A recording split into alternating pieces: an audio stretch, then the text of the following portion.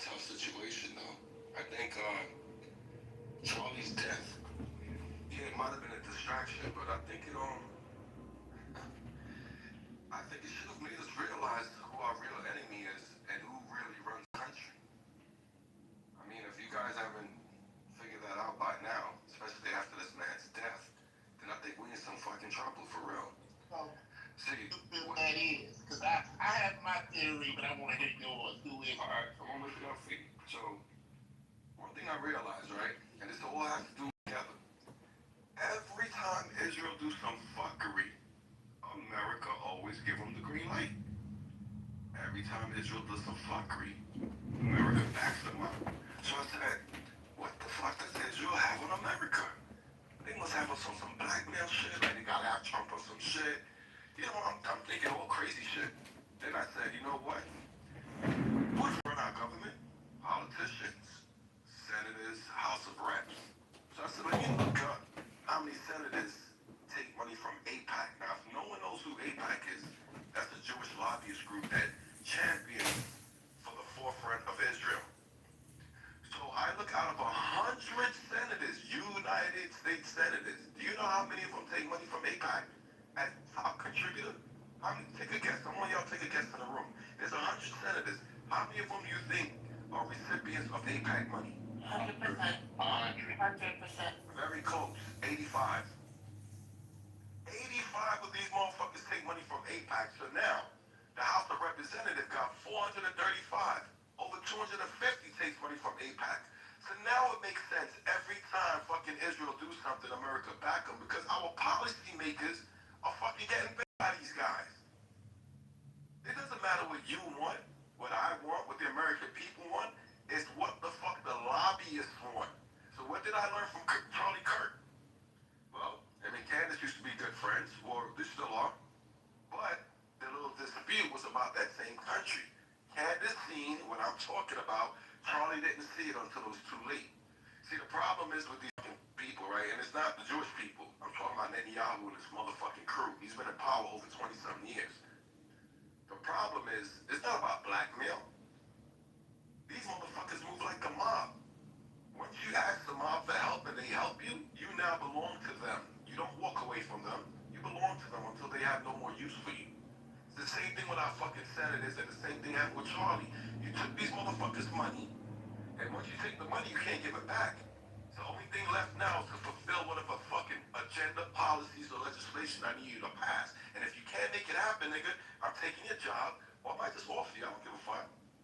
Ain't no man in the program. Yeah. So me then, I'm gonna give you a prime example.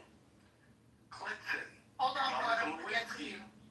Clinton, Monica Lewinsky, Netanyahu during the Abraham Accord meeting pulled him to the side and asked him to release a gentleman by the name of Jonathan Pollard. Who's Jonathan Pollard?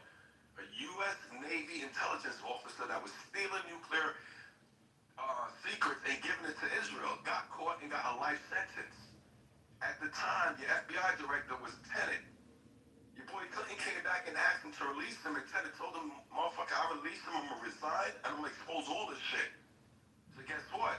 Clinton couldn't do it. Guess what? Lewinsky happened. Now when you go and you do your research of how even Lewinsky ended up in that motherfucking White House and see who hired her. Epstein. No, not Epstein, but one of Epstein's homeboys. You see what I'm saying? So what I learned from Charlie, we don't own our government. I don't give a fuck if you're Republican or Democrat. And I thought we learned that last year after learning that our president ain't really shit, don't do shit. We had Biden for 4 years. We probably seen him 2 times out of the 4 years, so we know our president ain't running shit. So it doesn't matter if it's Biden or Trump or whoever, fucking Clinton. Our government is controlled by Israel. And you don't gotta look far. I just told you, 85% of our fucking senators take money from these niggas. Over half of our House of Representatives take money for these niggas. So when they're up there passing legislation or voting on laws or vetoing shit like get the fuck out, stop helping Israel, killing these people, why do you think America always stand next to Israel? Because the politicians are bought already, and why we are not recognizing this. This is what I'm bugging the fuck about. I hear what's always talking about, oh, the white man, the black man, and this man, and that man. No, your You fucking know how government many got people stolen. today came in with the Israel talk? Like, and nobody said nothing. It's not like it's on. And that's the problem. Motherfuckers afraid to Charlie. This whole shit, this whole distraction they're doing. Let me ask you something. If we were in fucking Nazi Germany, could you feel bad about the Nazis? Yes or no? Absolutely not. If you was the communist China, could you feel bad about them? No. Communist Russia. Absolutely not. Well, we could come to America and talk about our government, correct? We're supposed to be able to. Okay, so how are you going to try to penalize us? How are you going to try to penalize us for talking about a foreign government like Israel? This is the play I'm trying to show y'all. We here talking about, oh, your freedom of speech killed Charlie. It ain't about fucking Charlie. These motherfuckers is manipulating and taking over your government right in front of your face and distracting us with this fucking race shit. Distracting us with Republican or Democrats. They're the same fucking boat because they all getting paid by the same motherfucking shit. What the fuck is wrong with us? We gotta wake the fuck up and put all this shit to the side. What we should be screaming about is saying, why is 85% of our senators taking foreign fucking money? Ted Cruz proved it when he went up there, oh, well, we gotta back Israel. The Bible says so. They need to smack the fucking fire out that nigga. Why are we not pressing our politicians and demanding and asking them, why are they taking this money from this fucking foreign entity? Because as soon as you do, just like Kennedy and his brother, you get your head knocked off. As soon as you start talking, just like Charlie, you're gonna get your shit twisted. So is that what it is? These motherfuckers got us in fear? Let me know, bro. Because I'm a little bit confused. Yo. That's why that woman on, the Jewish woman was online and she was like, the problem is the YNs. And I was like, what? Oh, I'm glad you said that.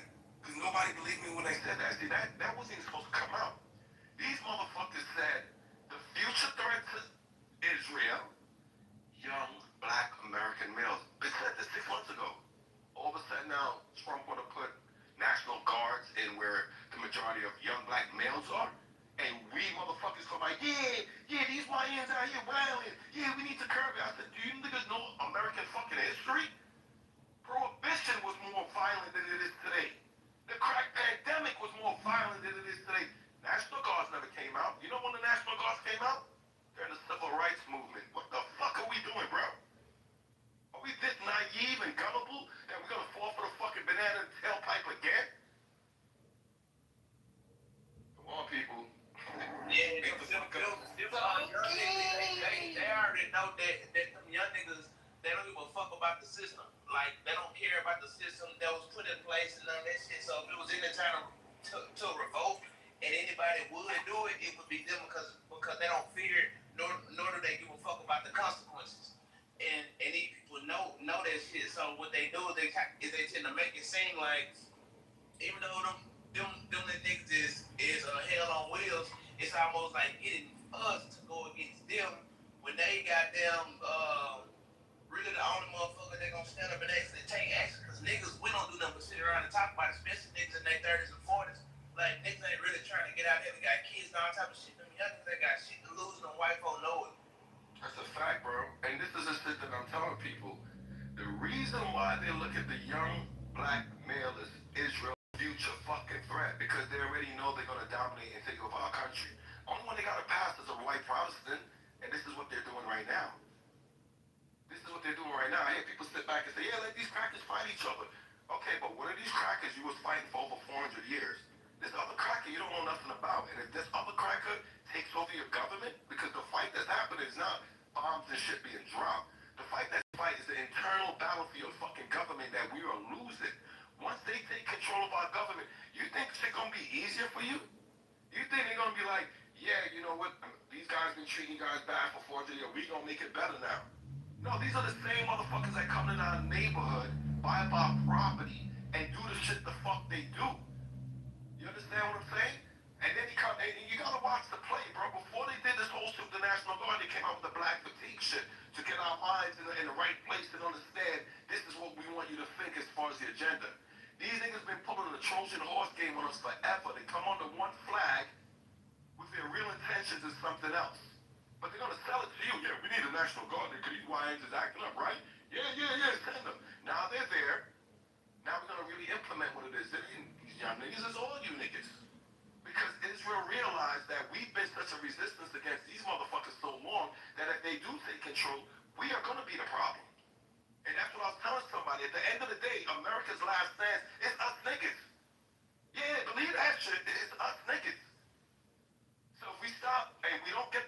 out of this white thing versus black thing, and I'm not saying that's not an issue. But where we at now, this issue super exceeds what the fuck is happening. I just told y'all the statistics of your politicians. These are the niggas that make your legislation, your policy, and also determines your tax. Why do you think tax keep coming up? Because we keep funding these motherfuckers. And why do we keep funding them? The American people keep saying, why the fuck are we supporting Israel? And I've always said this, if you really want to know who your true president is going to be, it's the nigga that comes in and say, yo, Israel got to get the fuck up out of here. But ain't none of them going to ever say that. Nah, on some real shit. Trump was on that until whoever is the big dog made the call because he was trying to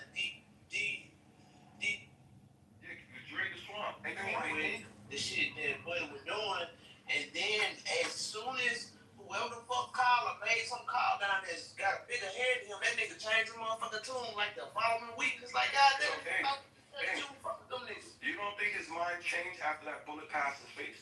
This is Hell what no. other people. Oh, you talking about Israel? Yeah. Yeah, this is what I'm saying. That bully realized, hey boy, this shit deeper than what I thought. Thank you, brother. And that's what I said. And you know how I got that proof? Think about this, Ink. You running for president. Niggas just trying to kill you the same way they killed Trump. You find out your fucking Secret Service was compromised. When you become president, you're gonna leave it alone, Ink? You ain't gonna look into it? Right. Hey, look, check this out. I haven't heard Trump make one message about niggas trying to knock his head off. Motherfucker be that powerful. No, actually, on Israel. That's actually wrong. He's always supported Israel, and even when his first term, he illegally gave Jerusalem as the capital of Israel. That's a fact. Which is occupied territory. That was illegal. He helped almost recognize illegal settlements in the West Bank, so Trump has never done anything. That's a fact. No, he never went against Israel. Let that man finish. Yeah, no, you gotta say he was singing a different tune. No, what he was actually doing during his campaign was lying and manipulating what all candidates do in terms of stopping wars and funding other nations with American tax dollars. But as we see, he actually didn't do anything even from the beginning. He put more money, more aid, more weapons to not only Ukraine but also Israel. Nothing ever happened. He didn't see it. No. And then that's when he came out with the propaganda that America's going to take Gaza and make it theirs. So again, this is what I'm saying. Your language. This is what I'm saying. Never changed. Trump never said he was going against Israel. The problem with Trump is the same problem they would have had with fucking Charlie Kirk in the future. He wasn't controllable. Until that shot passed his fucking face was when he realized, okay, listen, ain't nobody gonna sit in that big chair in the White House if Israel do not put you there. That's number one. This is what the Electoral College is about. I just told you, between the senators and the House of Representatives, who the fuck controls them. So it doesn't matter if our votes say, yeah, we want this one. If that doesn't go to the agenda, we go to electoral votes. So again, Israel even controls that. Nobody sits in that fucking White House since Kennedy if Israel has not approved of it. Okay? Now, y'all might say I'm bugging the fuck out. Prove me wrong. Okay? So that's one. What the problem with Trump is the same problem I have with Charlie. Charlie was the future president of the white conservative. If you guys don't want to believe me, I don't give a fuck. Vance would probably get next year because I see no other candidate stepping out yet. And after Vance, that would have been Charlie's qualification over the age of 35 to make him president. He would have been the next fucking champion. This is why Israel was on his dick so hard, because now we don't just have to do what we do to have the president. He's coming in here already riding with us. But when he started speaking up against certain things, he became compromised. You understand what I'm saying? It's the same thing with Trump. Trump is with them, but Trump was trying to step over that boundary like he really runs shit. That right there was to let Trump know you're going to win the election. But we run shit. Even when all of this was breaking, when he dropped the bomb on Iran and all, Charlie went to him and said, yo, Trump, what are you doing, bro? You know what Trump replied to him was? Leave it alone. That sounds like something somebody told him when he was trying to look into certain shit. Hey, Snooki, Snooki, I agree with you, bro. Like, let me say one quick thing too. I agree with you, bro. Like, I don't fuck with Charlie Kirk as a person and some of the beliefs he has, but I agree with you on that, man. That is why he more than likely got unalive. Hey, look, check this out, y'all. And I know shit be going on, but we in the age of information today. And you got got a lot of young motherfucking kids and grown-ups who are internet investigators, and these people do a good job at what they do. It's almost seeming like this whole Charlie Kirk thing wasn't even really a thing. Um, it's something was staged and set up this way for it to look like this man got assassinated. And the more and more shit that comes out on a day-to-day basis of these people dissecting these fucking videos, and even me, I build weapons. The gun that they say that man got shot with, he should not have a head. Like, you shoot fucking moose and elephants with that type of gun. So the idea that bullet went in. He just had powerful bone mass. His bone. No, there's no fucking possible way. A motherfucker 30-06. Listen, a motherfucker 30-06 put a hole in steel. You know the steel target that you shoot at, a 30-06 will put a hole in it. Yeah, that man was a trained hitman. Let me say this real quick, man. Because, listen, I've been in the U.S. military, and you don't take a shot like that, one shot, without being trained. That man was a trained hitman. And I'm going to tell you something, what I learned about this. This man was killed by his own party, the right-wing government. And yes, by your boy Israel. That is correct. The problem with, I wanted to say something back to what his brother Sophie is saying. Because he sounded like he's developing the house Negro syndrome for Donald Trump. Don't put those Donald Trump been with, and I don't know where you get that nonsense. Listen, Donald Trump been with Israel since the time he shot down Qasem Soleimani in 2017. What reason did he even have to shoot that general down? He wasn't even doing nothing. Oh, he's supposed to kill some Americans 10 years ago. Huh? And you just shoot the man out the for no apparent reason. They almost started a regional war over that. This was in 2017, brother. I live in breed politics. So when people come out there and make it seem like Donald Trump wasn't bought and paid for, he was bought and paid for the first time he got out there. He was bought and paid for now. He's going to be bought and paid for. He's bought and paid for because he's not a politician. And there was no way that he was going to become president without it. He didn't even have that type of cash. So what are you talking about, then, Goose? Hold on, brother. Let me finish. You talk for a while. Let me just get in. Well, you should learn to listen. Hold on, brother. Let me just get in for a second. Be respectful. Because I didn't disrespect you while you was talking. Now, what I'm saying is, Charlie Kirk got killed by his own party. He didn't get killed by some Democrat. He didn't kill by no left-wing nut. He got killed by his own party, the party of hitmen. This is what the right wing do. They had lots of hitmen on payroll, and they killed people at will. Charlie Kirk went against the wrong people, evidently, and Charlie Kirk got whacked. That had nothing to do with us at all. Right? Now, let's keep it clear. When you talk about why Charlie Kirk died, right, and what this means for the U.S., right, people are using his death as propaganda, right? But people behind the scenes know that Israel was behind that death. But they're not going to say nothing. The same way they're not going to say nothing about what's going on in Gaza, right? It's the same thing. So Donald Trump himself is basically complicit in all of this. Okay, so He ain't going to say nothing. All right, secondly, so let me respond to what you're saying, folks. First of all, if you're talking about I'm some coon, then you don't know me. I didn't know you learn were. it. Whatever you use, the word you use. Yeah, you trying to say house, nigga, all that. Hey, hold on, listen. Sophie been in this. Sophie ain't none of that, dog. You gotta listen to him, bro.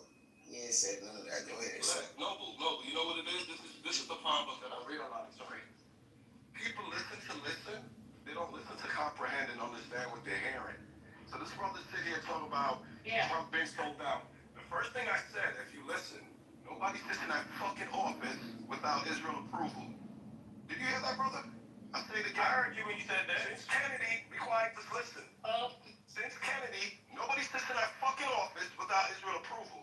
So yeah, that means everybody sells out. What the fuck are you talking about? Ain't nobody said Trump this, and that. I said what it was, Trump was not obedient. He wasn't controllable his first fucking term. So the second one, they made sure you understood who the fuck is in charge. Do you get it now, or are we still confused? Are you asking the question now? No. Do you get it now, or are you still confused? No, I understand now. I want to give a real quick, because I want to give an example of what Soki was talking about, and it makes a lot of sense. If Soki was wrong, then we would have straightened Netanyahu out for him bombing Qatar. If Qatar got a touch me not alliance with the United States and somebody bombs the United States, we supposed to have fucked them up. That's like touching us. So the fact that we haven't done that, oh well, Netanyahu came to the White House 4 times last month. Yeah, fuck all that. At the end of the day, that's a clear example of what Sophie's talking about. But y'all thinking. I disagree with that. First of all, when you say that You disagree with the facts of reality? not what you're saying. Hold on. Not exactly what you're saying. I'm talking about the point that Sophie made because I didn't get a chance to respond to it. When you say that presidents are bought and paid for, I don't technically believe in it like that. There are people in Congress and the politicians are bought and paid for, which leads them to have to move in a certain way. This is the problem of our government because you have so many political PACs, right? Especially like APAC, one of the biggest PACs that we have in the government, right? So with that being said, when you say all of them are bought and paid for, no, I don't agree with that.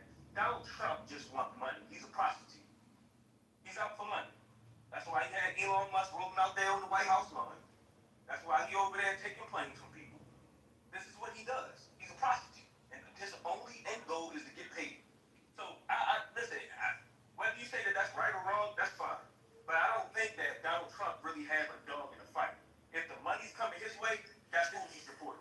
That's how it works with Donald Trump. That's kind of a good thing. Can I do a submission? But wait, hold on. Yeah, you can. But hold on. That's probably a good thing because that means we can buy him out if we get enough money, right?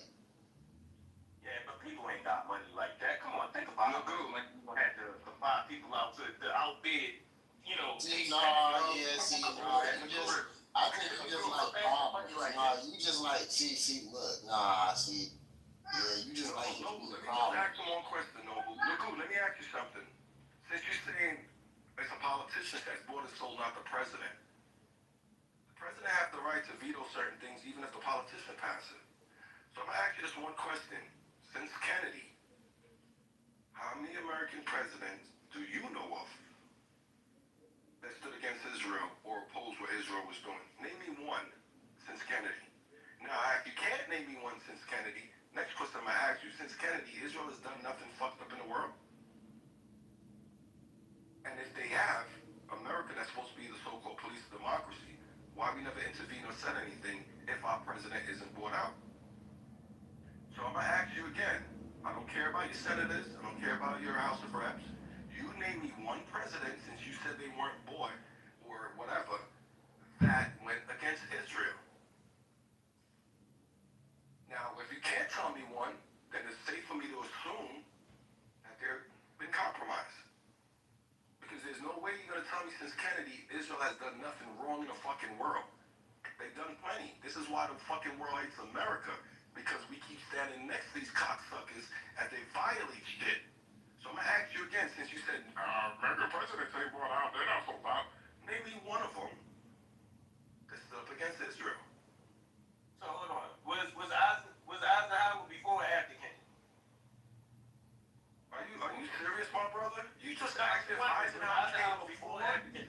All right, this is why we can't even have this conversation. You cannot have this conversation. That is a crazy question, bro. All right, with that, I land. All right. So here's my point. I would say Jimmy Carter. Wait, hold on, no more. Hold on, let me ask the How you question. going? I would say Jimmy Carter. That's number one. I believe Jimmy Carter wasn't bought and paid for.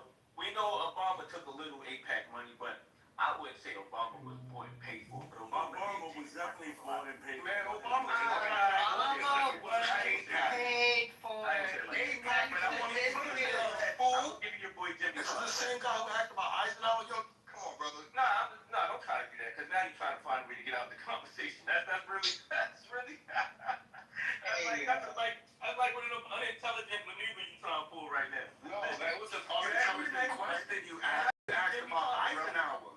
I thought I was speaking with someone that actually knows American Eisenhower history. before or after? Because Eisenhower was okay. Wait, it's okay to help people out and, I asked the question. I didn't say it was. No, there's nothing wrong with asking the question, but when you're up here speaking and challenging as if you know American history, see, I don't understand, brother. I don't understand the American history. Like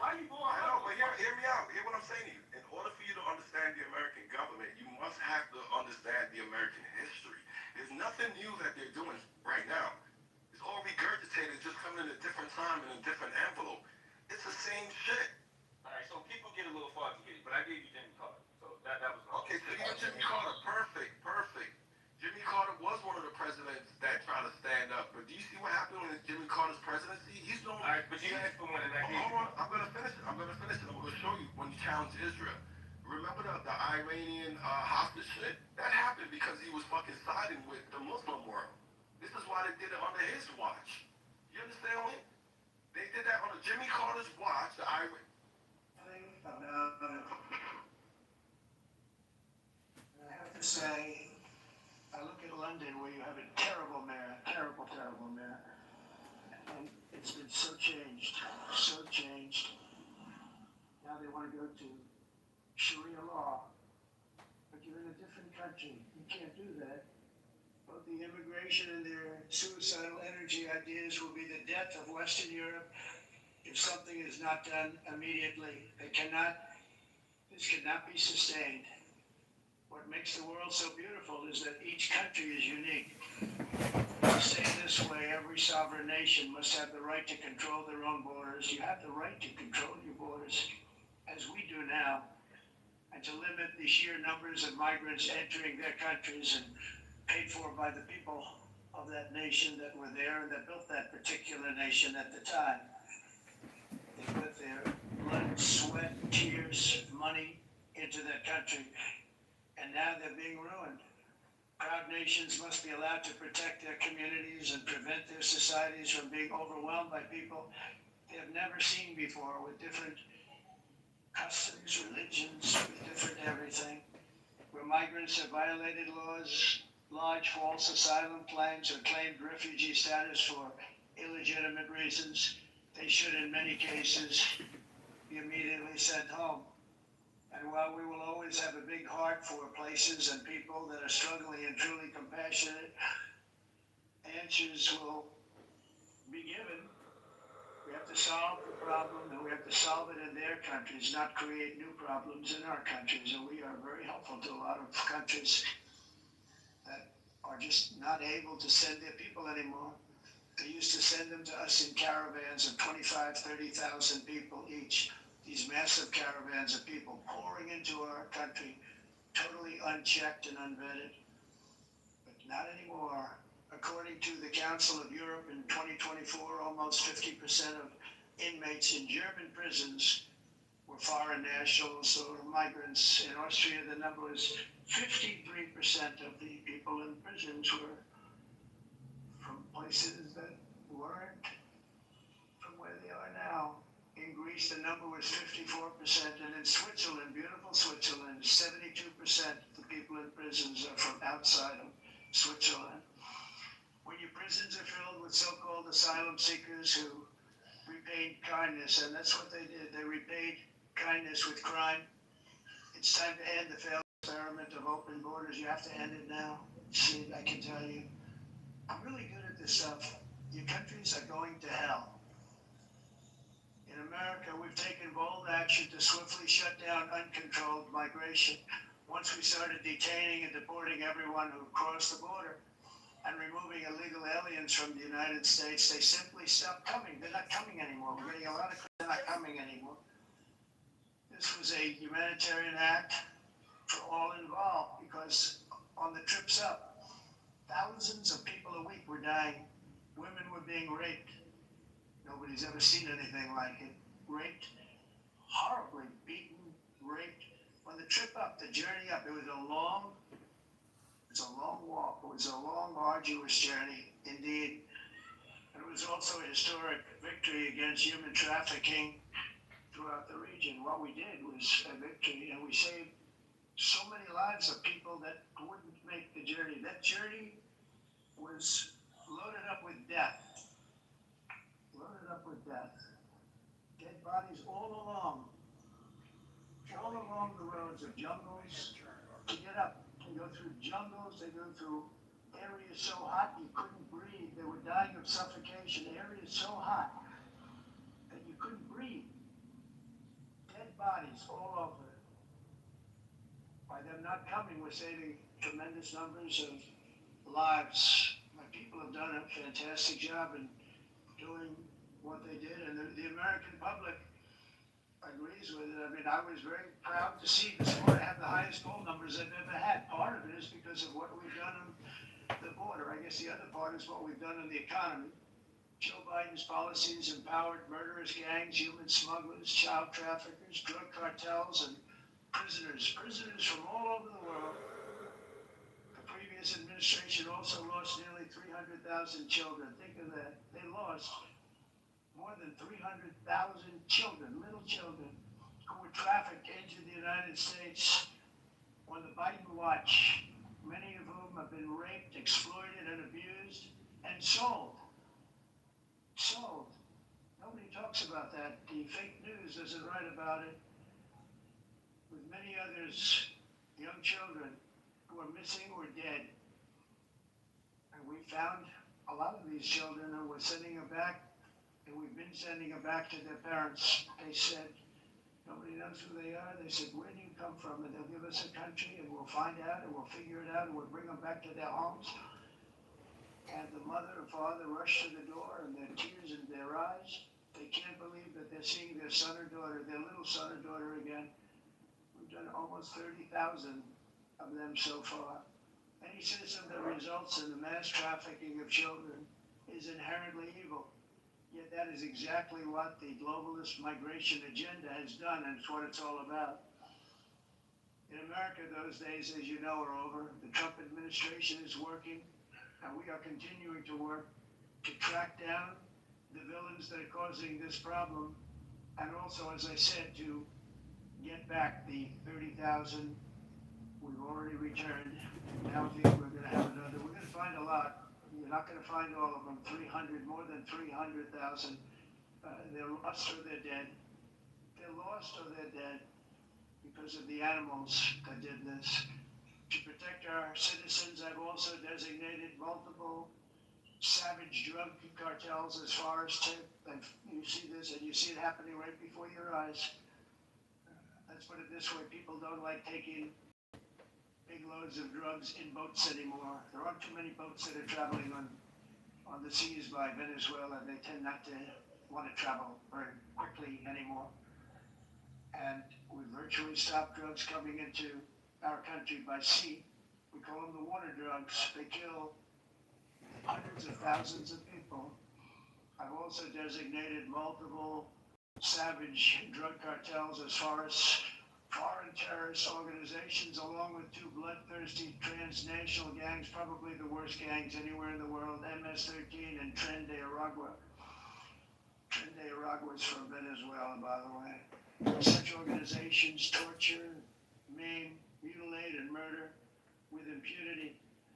They're the enemies of all humanity. For this reason, we've recently begun using the supreme power of the United States military to destroy Venezuela terrorists and trafficking networks led by Nicolas Maduro.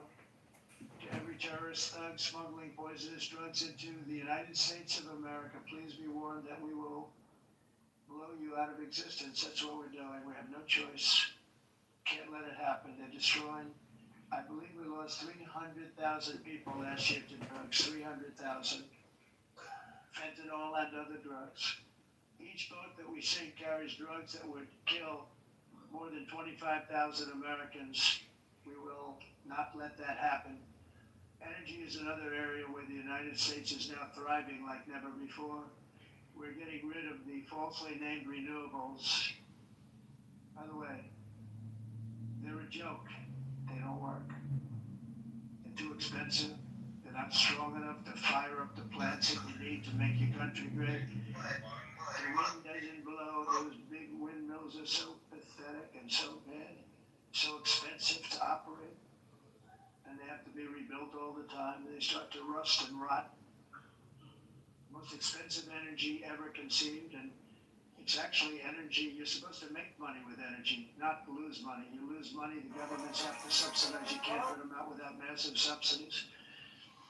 And most of them are built in China, and I give China a lot of credit. They build them, but they very few wind farms. So why is it that they build them and they send them all over the world? Close the files or keep reading.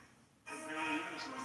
You know, they use coal, they use gas, they use all anything, but they don't like wind. But they sure as hell like selling the windmills.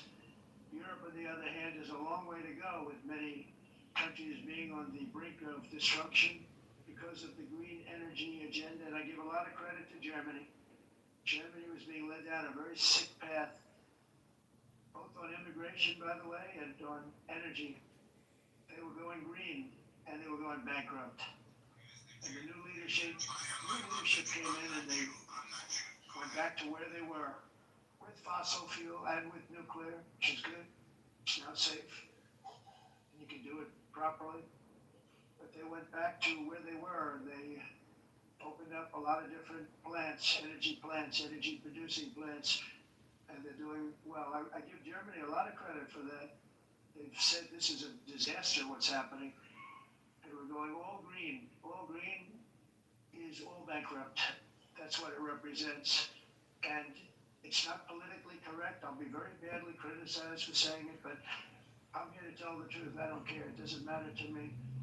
I'm in New York City. I'm feeling a lot safer. Crime, we're getting crime down. And by the way, speaking of crime, Washington, D.C. was the crime capital of America. Now it's after 12 days, it's a totally safe city. Everyone's going out to dinner. They're going out to restaurants. Your wife can walk down the middle of the street with or without you. Nothing's going to happen. My people have done a fantastic job. And yes, I called in the National Guard. And the National Guard took care of business, and they weren't politically correct, but they took care of business. We got 1,700 career criminals out, brought them back to where they came from, the countries where they came from, or put them in jails.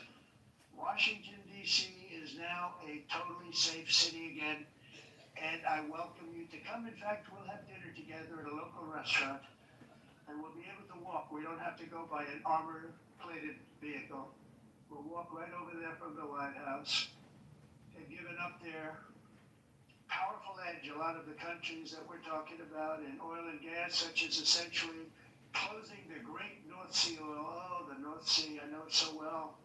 Aberdeen was the oil capital of Europe, and there's tremendous oil that hasn't been found in the North Sea. Tremendous oil, and I was with the Prime Minister I respected like a lot, and I said, you're sitting with the greatest asset.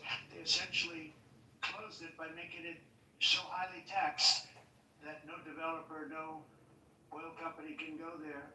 They have tremendous oil left, and more importantly, they have tremendous oil that hasn't even been found yet. And what a tremendous asset for the United Kingdom.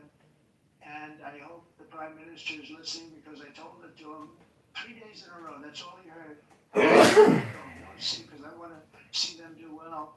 I want to stop seeing them ruining that beautiful Scottish and English countryside with windmills and massive solar panels that go 7 miles by 7 miles, taking away farmland. But we're not letting this happen in America. In 1982, the executive director of the United Nations Environmental Program predicted that by the year 2000, climate change would cause a global catastrophe. He said that it will be irreversible, as any nuclear holocaust would be. This is what they said at the United Nations. What happened? Here we are. Another UN official stated in 1989 that within a decade, entire nations could be wiped off the map by global warming. Not happening. You know, it used to be global cooling. You look back years ago in the 1920s and the 1930s, they said, global cooling will kill the world. We have to do something. Then they said global warming will kill the world, but then it started getting cooler, so now they could just call it climate change, because that way they can't miss. It's climate change. Because if it goes higher or lower, whatever the hell happens, there's climate change.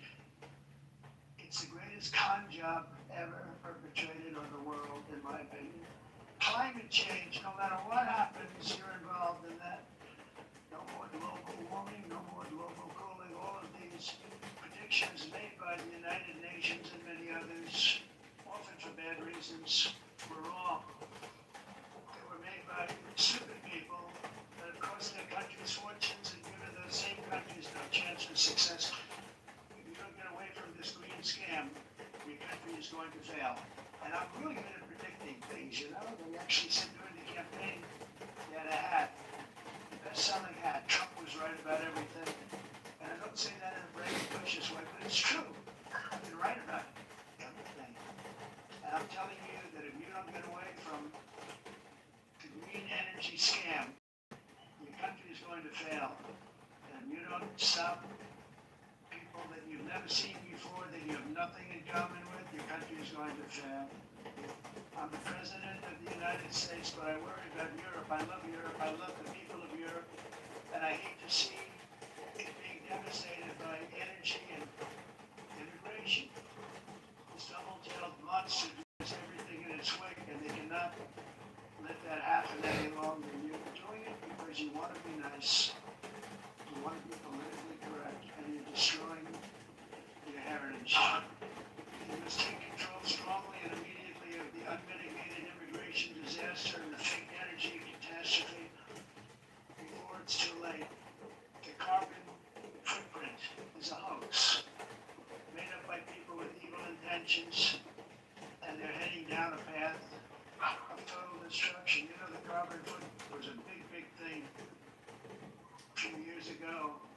I remember hearing about the carbon footprint, and then President Obama would get into Air Force One, a massive Boeing 747, and not a new one, an old one with old engines that spew everything into the atmosphere. Keep talking about the carbon footprint, we must do so. Then he'd get in, and he'd fly from Washington to Hawaii to play a round of golf. And then he'd get back onto that big, beautiful plane, and he'd fly back, and he'd talk about, again, global warming and the carbon footprint. It's a con job. At extreme cost and expense, Europe reduced its own carbon footprint by 37%. Think of that. Congratulations, Europe. Great job.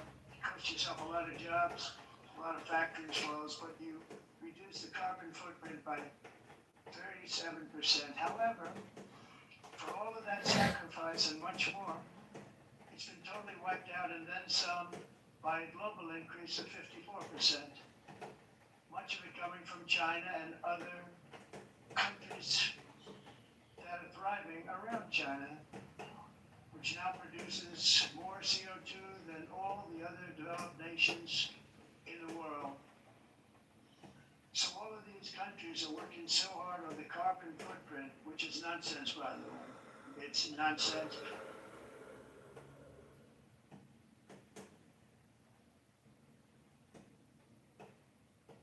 That's right. Everything should stop. No more cows. We don't want cows anymore. I guess they want to kill all the cows. They want to do things that are just unbelievable, and you have it too. But you know, we have a border strong, and we have a shape. They eat the dogs. And that shape doesn't just go straight up. That shape is amorphous when it comes to the atmosphere. And if we had the most clean air, and I think we do, we have very clean air. We have the cleanest air we've had in many, many years. But the problem is that other countries, like China, which has air that's a little bit rough, it blows. And no matter what you're doing down here, the air up here tends to get very dirty because it comes in from other countries where their air isn't so clean. And the environmentalists refuse to acknowledge that. Same thing with garbage. In Asia, they dump much of their garbage right into the ocean. And over about a 1 week and 2 week journey, it flows right past Los Angeles. You've seen it. Massive amounts of garbage, almost too much to do anything about, flowing past Los Angeles, past San Francisco, and then somebody will get in trouble because he dropped a cigarette on the beach. The whole thing is crazy. The primary effect of these brutal green energy policies has not been to help the environment, but to redistribute manufacturing and industrial activity from developed countries that follow the insane rules that are put down to polluting countries that break the rules and are making a fortune.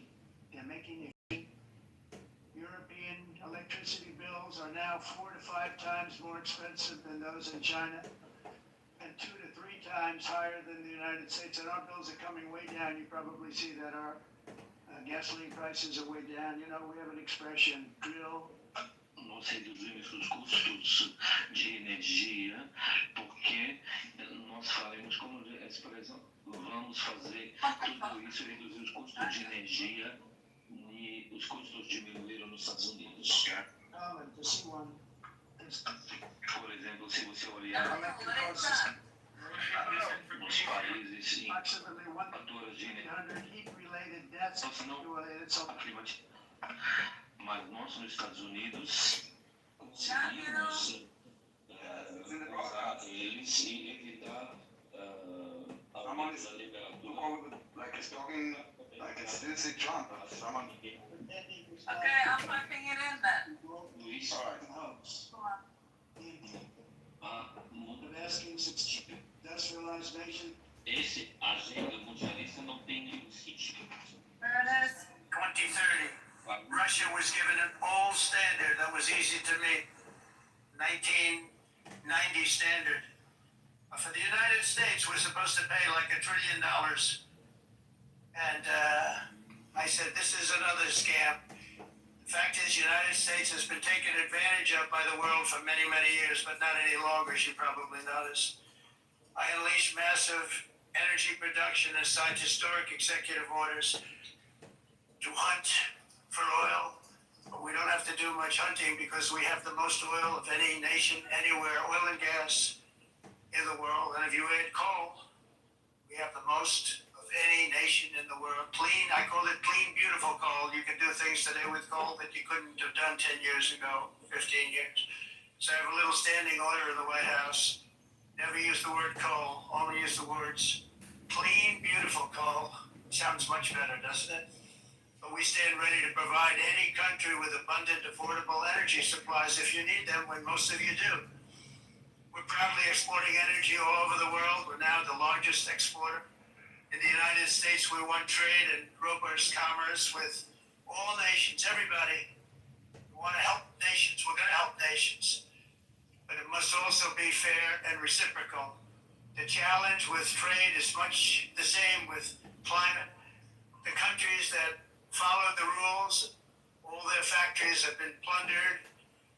It's really sad to watch. They've been broken.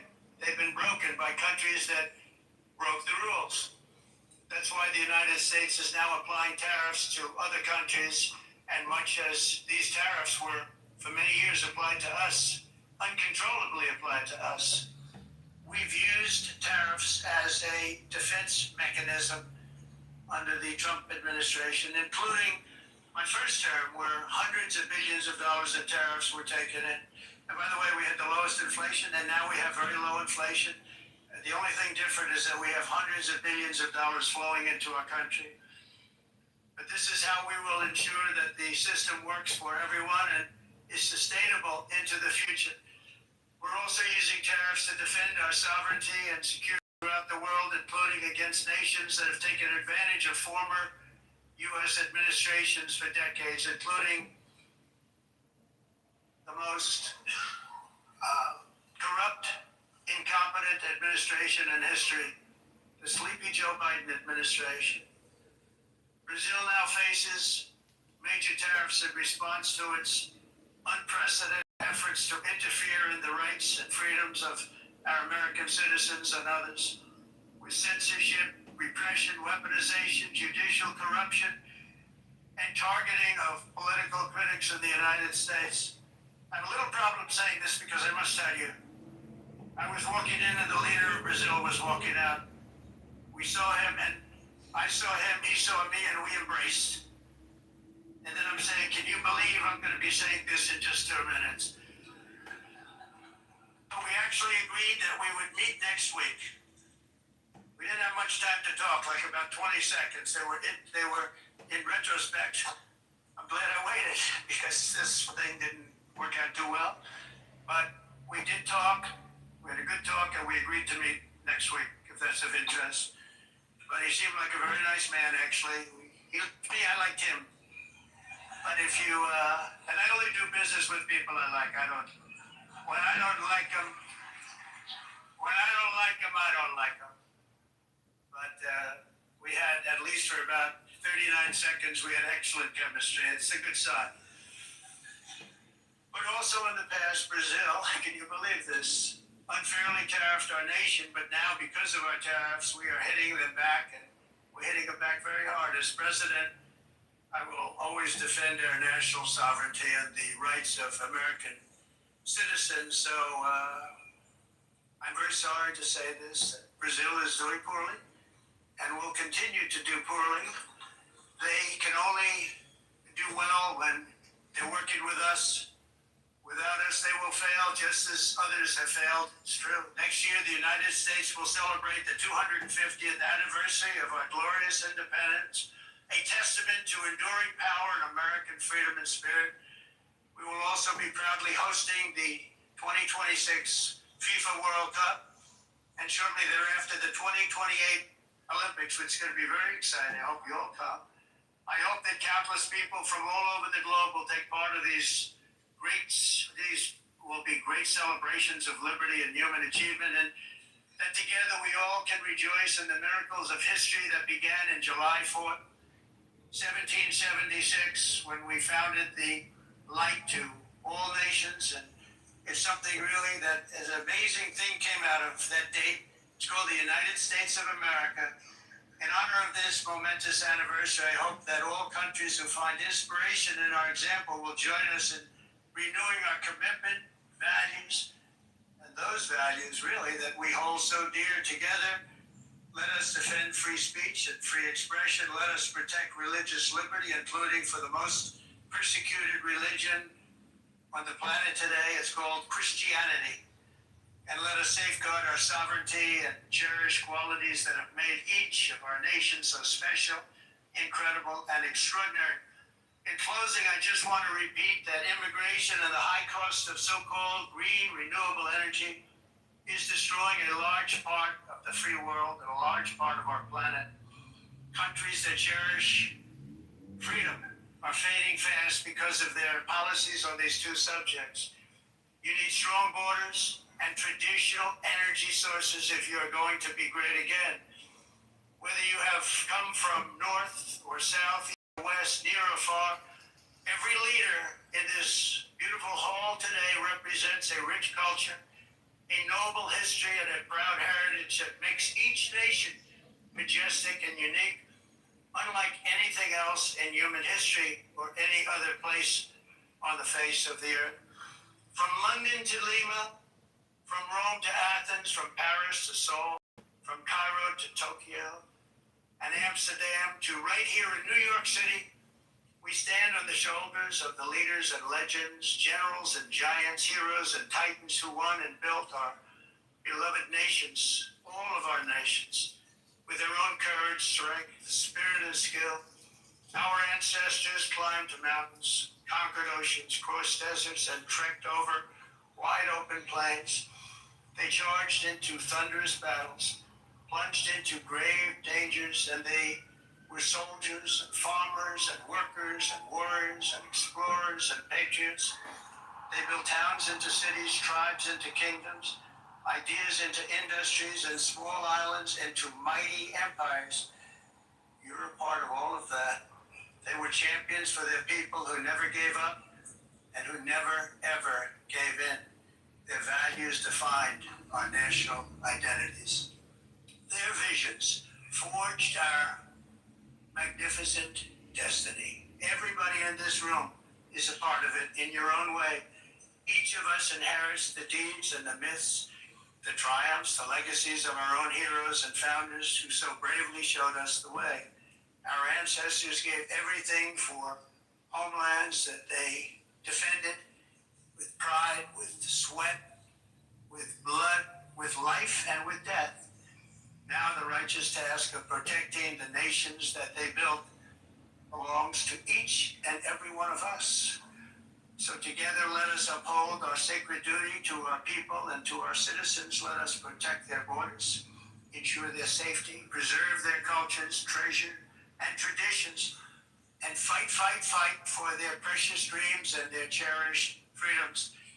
And in friendship, really a beautiful vision, let us all work together to build a bright, beautiful planet, a planet that we all share, a planet of peace and a world that is richer, better, and more beautiful than ever before. That can happen. It will happen. It will happen, and I hope it can happen and start right now, right at this moment. We'll turn it around. We're going to make our countries better, safer, more beautiful. We're going to take care of our people. Thank you very much. It's been an honor. God bless the nations of the world. Thank you very much. Bye.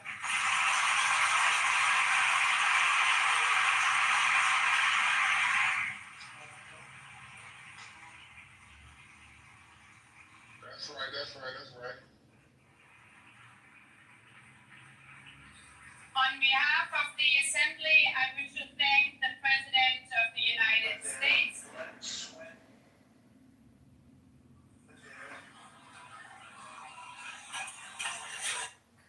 Charlie didn't get the benefit of. All right, he's gone. A couple of mic. That was powerful, though. It was a good speech. That was awesome. Not great. It was not amazing, yeah. Well, the beginning was millions and millions and millions and millions. no, like the indictments against the UN go out, and I don't really understand his obsession with Biden. I mean, it's over. Like, move on. He's not running anymore. He's hardly walking. Like, who cares? Like, no one cares. I talk about Trump for like 10 years straight. My favorite part was the part in Portuguese. I think Brandon was a big part of Trump's campaign. I think he's pissed off about the UN because they decided to move their headquarters out of New York and into Kenya. No, you're kind of wrong with that. You're kind of right, you're kind of wrong. They're not moving their headquarters for the UN to Kenya. They're moving the women's branch to Kenya.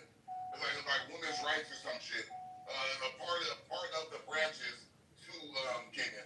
But the UN's staying right there in New York. I'd like to say that I thought it was brilliant, perfect. I mean, you know, he's not going to magically become John Kennedy overnight, but that was Trump at an 11.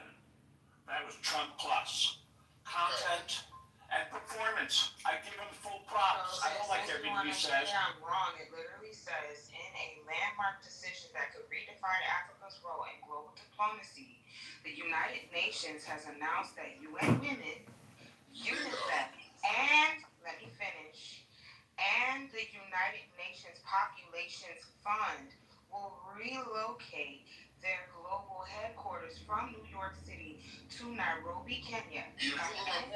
Let me finish. Damn. I already read that before you put my point. Be a little slower, please. Sentence.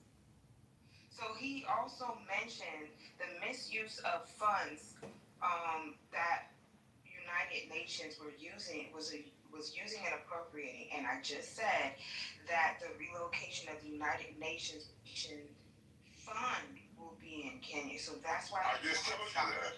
All right, you got it. I just told you that the UN itself is Keep reading, you know, sure.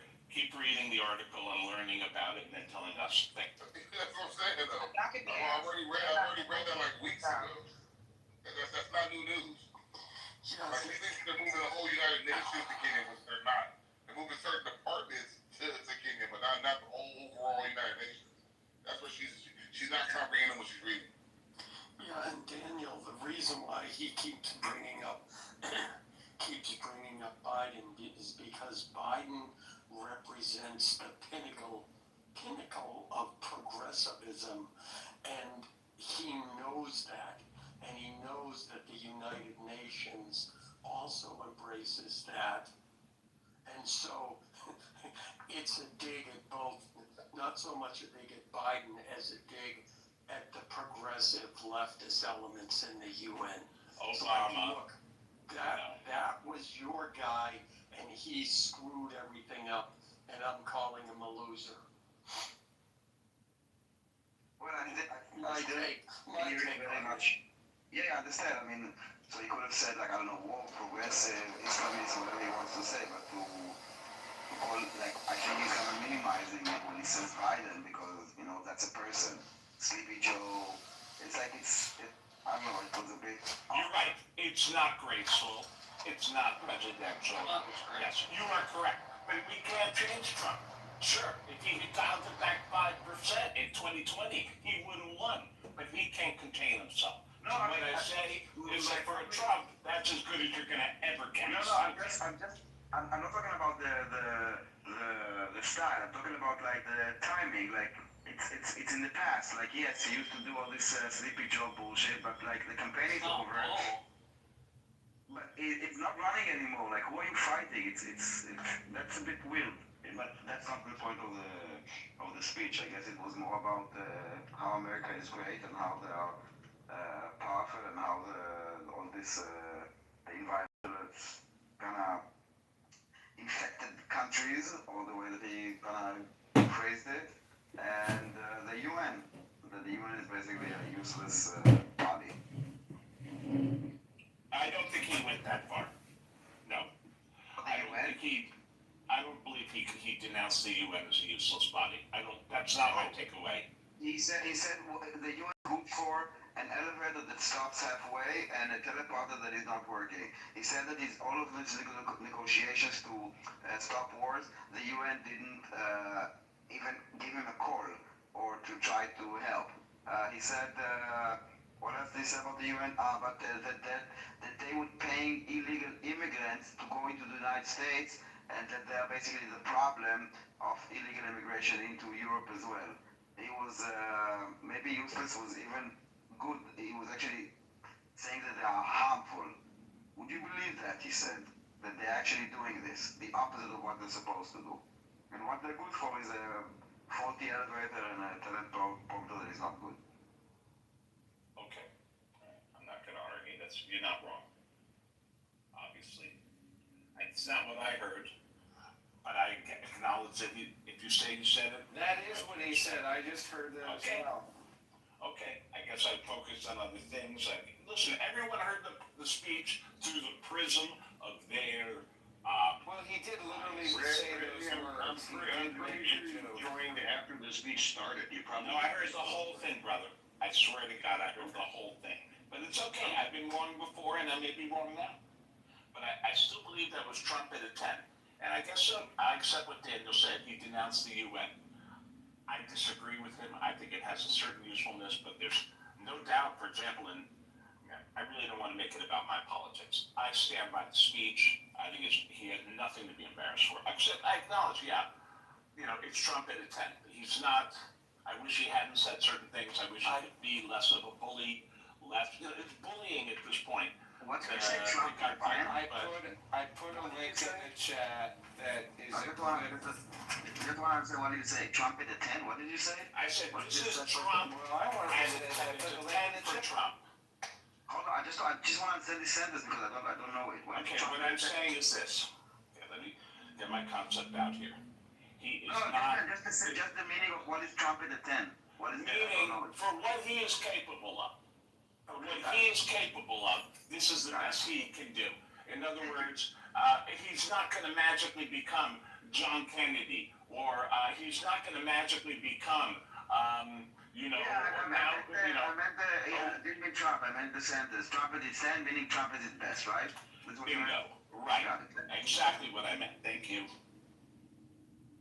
I put the link in the chat that is a clip of him saying the only thing he got was a broken escalator and a broken teleprompter.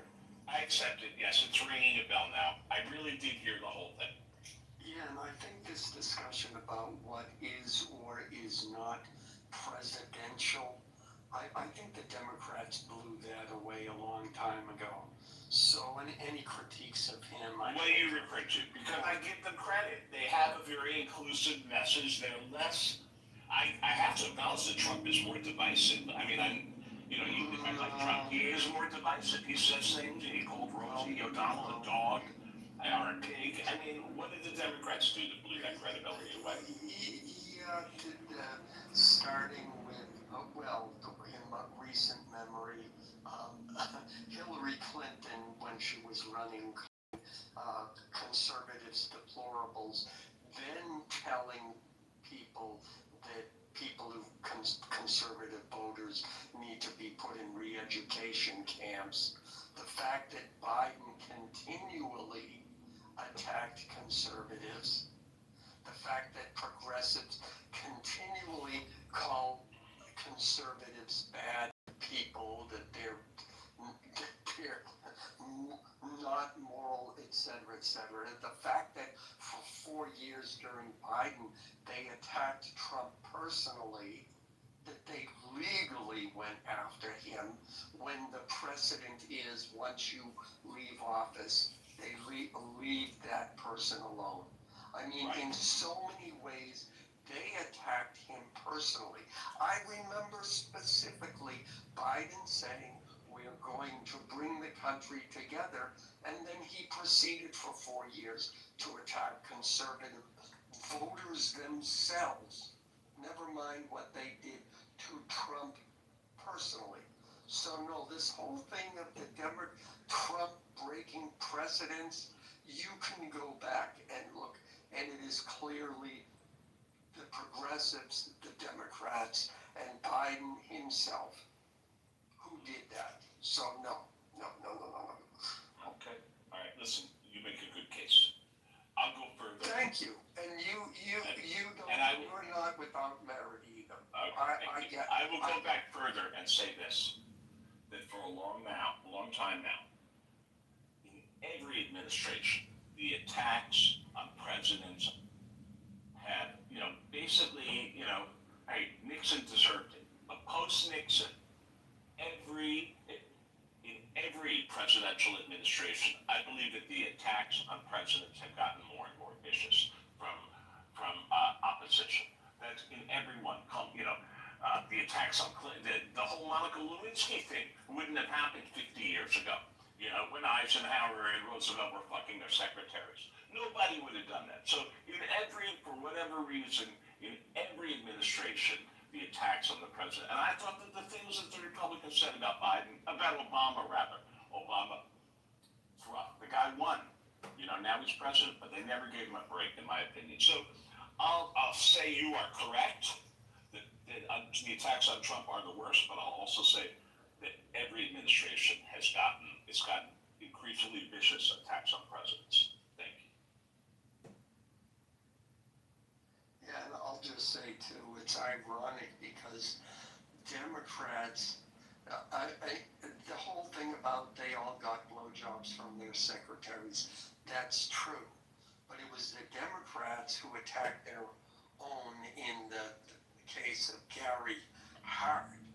And they were the ones who started that whole ideology of, well, you have to be, if you're a politician, you have to be morally pure.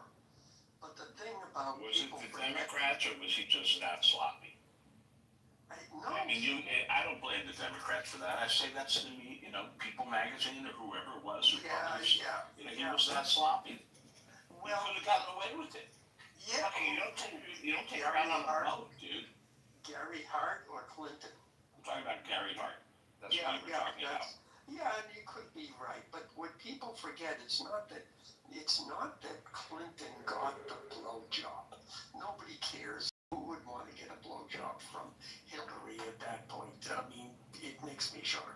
But that joking aside, the fact that it came out and he lied directly to not only the American public, but then lied about it under oath.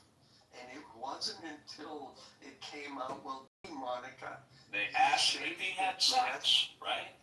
Yeah. Okay, there you go. You know what? I don't agree that most of America is shocked by this. You seem to be more shocked by it than any people in my circle. No. Every guy understands what he did. No, and I understand it too. It's not that, and I'll say it specifically. It's not that he got the blowjob. It's the fact that there were already lawsuits out against him for his, quote, sexual improprieties, and yet he still continued the behavior. That is political suicide, and he was smarter than that. if you're in a trial for stealing cars, you don't steal cars while you're out on bail. It's that simple. It's like the guy who was, it's hilarious. The guy who was charged for driving without a license, appearing in the Zoom call in his car using his phone, driving. Literally, the judge looked at him and said, "Yeah, you're guilty." That's the problem I had with Clinton. Everybody knew that people in power got blowjobs. That was not for me anyway. Your room killer, Alvin. I just want to point out that Trump speaks at the same speed as I do. Hello.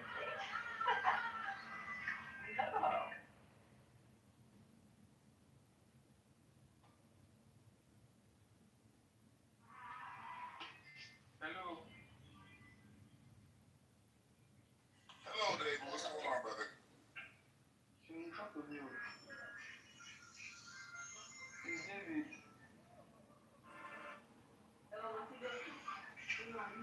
This is my life song too, last.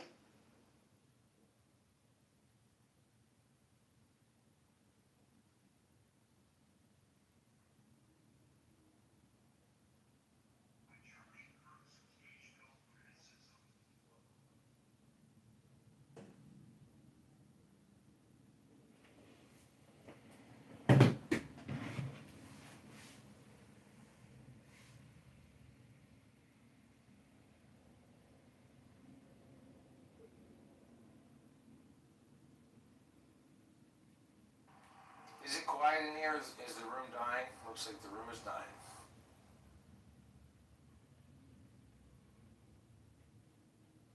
I blame Trump. No, I was reading something. I saw like a news, but I wanted to fact check it first. So I'm still fact checking it. Just say it with reckless abandon and stick to your guns when it's proven incorrect. No, it's an accusation of the French consulate in East Jerusalem for working with PFLP and Hamas, and I'm looking for official statement from the French government to see if there's any mention of an investigation. So I'm still checking if it's true or not. Well, the last thing I heard is that France is like heavily pro-Palestinian, or that could be BS too. No, the French government is the one that was leading this, what we're seeing right now at the New York conference to look for the two-state solution and to acknowledging Palestine as a state. This is them and the Saudis, Macron, the MBS. So this is why I'm extra careful to see if this news that is actually accusing them of collaboration is real or politic motivated, even though it's on my side. At what point does working with quote unquote turn into collaboration? The examples that are given here, that they were helping basically Hamas family members of Musa Abu Marzouk and Nur Atala to basically evacuate through the French evacuation programs. And that one second. That they initiated some kind of a Doha meeting between officials of Hamas, Marzouk and Khaled Mashal. I'm not sure what it's about.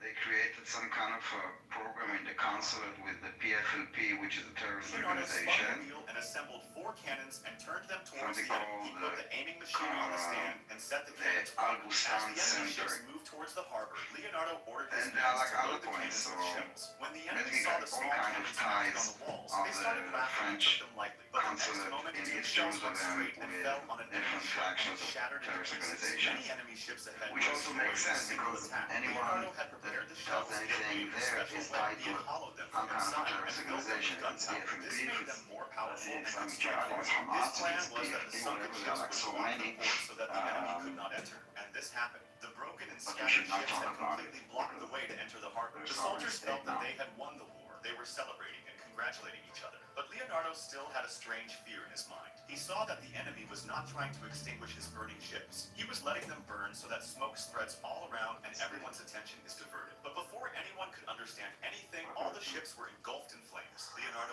immediately understood that dangerous bombs were planted under the water, which exploded after hitting the ships. After this, he saw that under the cover of smoke, the enemy was pulling his big ships with ropes and bringing them towards the port. Everything was happening in front, but due to the smoke, no one could see more.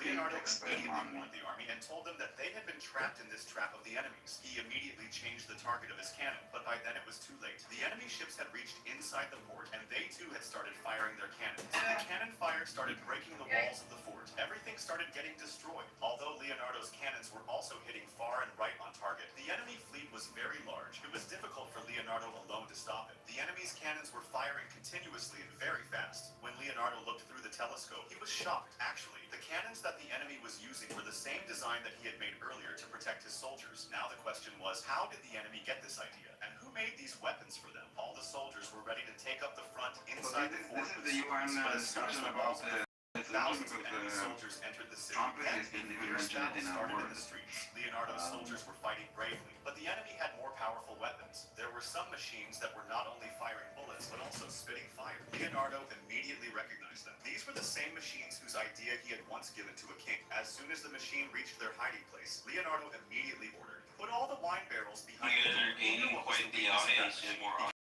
speakers. As soon as the deadly machine fired shells to break the door, the barrels full of wine burst, and there was a terrible explosion, due to which the enemy machine was completely destroyed. When Leonardo came out and looked, the fight had stopped, and You guys see the thus he was video able to defeat the enemy last once night again. By the way, Leonardo Macron is trying to get another into special the thing. Do you UN know what that World was? headquarters, which is hard to get to.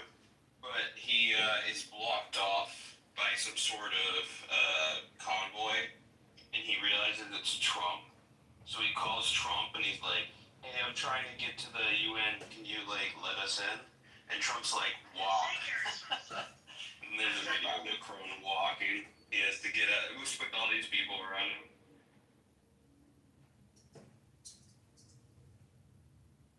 That's hilarious. Macron's such a beta.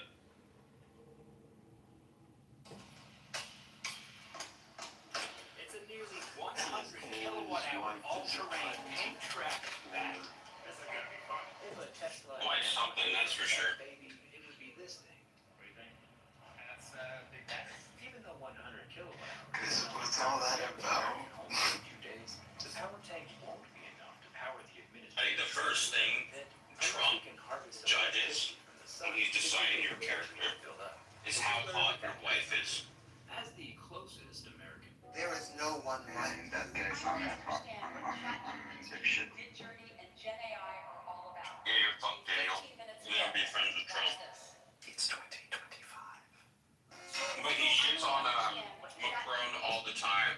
And then when you hear him talk about like people like Keir Starmer, he's like, Keir Starmer's a lucky guy. He's got a beautiful wife.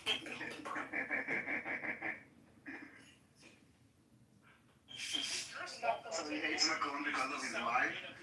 It doesn't help. It doesn't help, that's for sure. Yeah, he doesn't seem as a man, Macron. He kinda, yeah. He's not hot wife. It doesn't mean Trump likes you, but he'll respect you. Like, Exactly. That's what I mean. You gotta treat him like a child, and having like your teacher as your wife doesn't help your image as a child. That's true.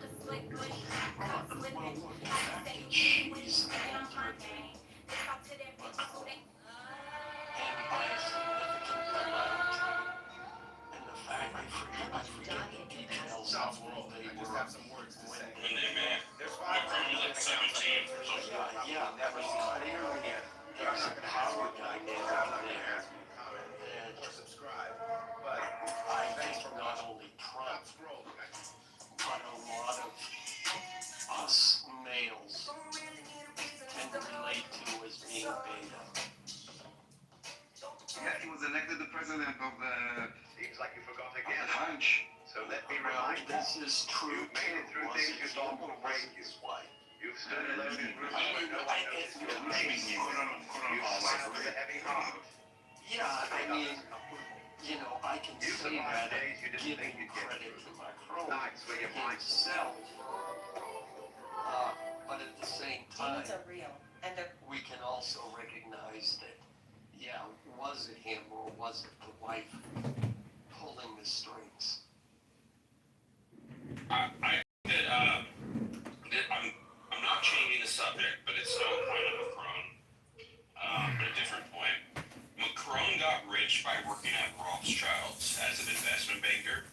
There's something about the fact that he's such a fucking loser, especially when it comes to the Middle East, and he, you know, the way he got his start was working at Rothschild's. Something about that just pisses me off so much.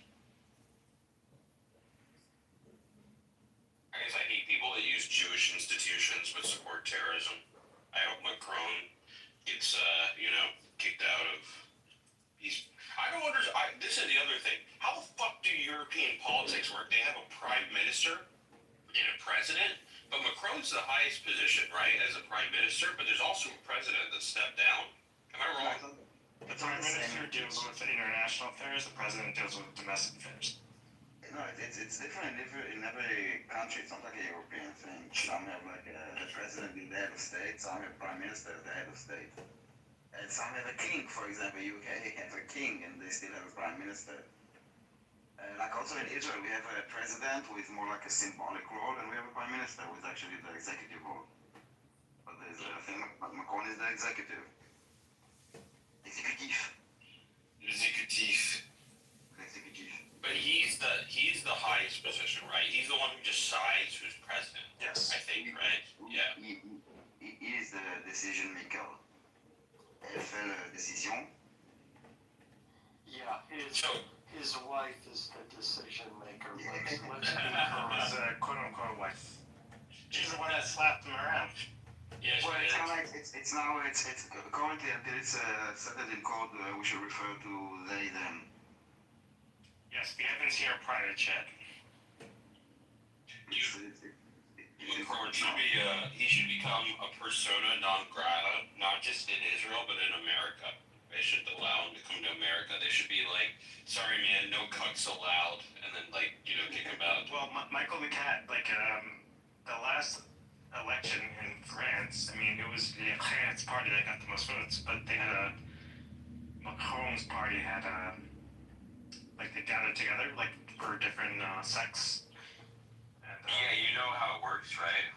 Yeah, yeah, it's like coalitions. Yeah, it's like the right gets 35% of the vote, the left gets 30% of the vote or something like that, and Macron's party is in the middle with 20% of the vote, so both sides have to be incentivized. Essentially, Macron gets to choose, right? His party gets to choose who gets power, and in the most recent election, the left, actually, they had fewer votes than the right, and then the moderates got 20%, so they, did a coalition with the left, but it already broke up because it's if you need 50% or whatever, right? If he did a coalition with the right, probably would have had 60%, coalition with the left, you're at 51%, you know what I mean?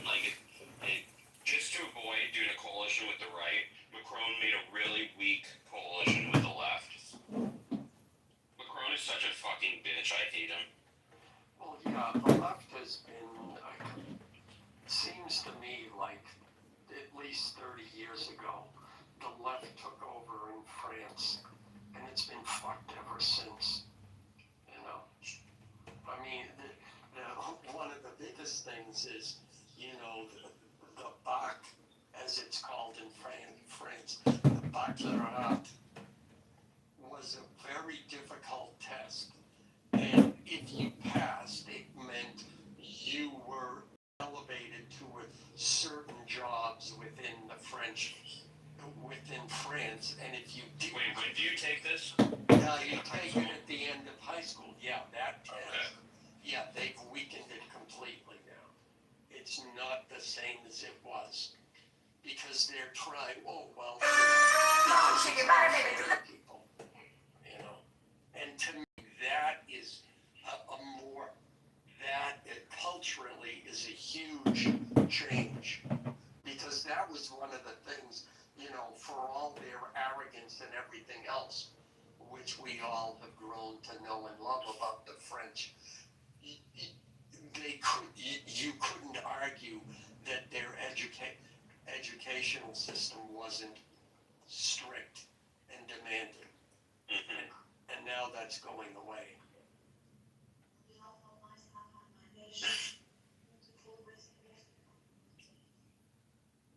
Yeah, no, that makes sense. United Nations General Assembly.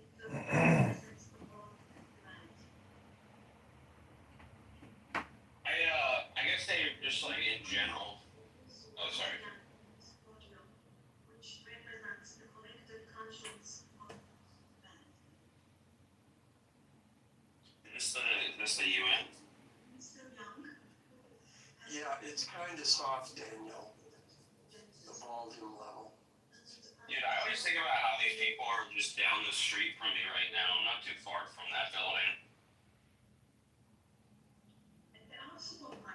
Go up and say hello. I'm sure they'd be happy to welcome you in.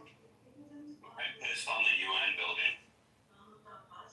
At the time when Palestine is being recognized I've also smoked a joint right outside their fence. So have some of the finest hobos and bums. I'm glad you include me among them. also for our Palestinian brothers and sisters whose voices are being heard. Which country is speaking? Who announced that they recognize the state of Palestine and Sounds like these. recognize the state of Palestine is possible. Esteemed President, distinguished members, the United Nations Charter was signed in San Francisco 8 years ago and it entered into force on October the 24th, 1945. I would like to recall here again the first words of the first article of the UN Charter. Quote, the purpose of the United Nations is to maintain international peace and security. As we celebrate the 80th anniversary of the UN in this fall, grave events are unfolding in many parts of the world and cast a shadow over the very first words of the UN Charter's opening article.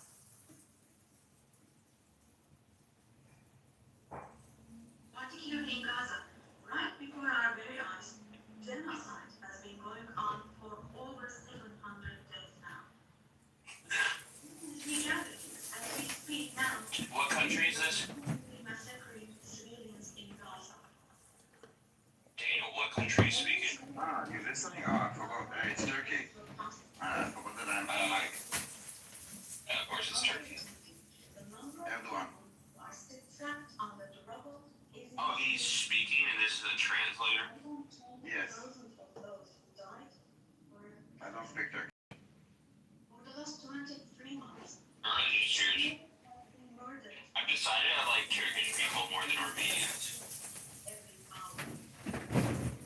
These are not just figures, dear friends.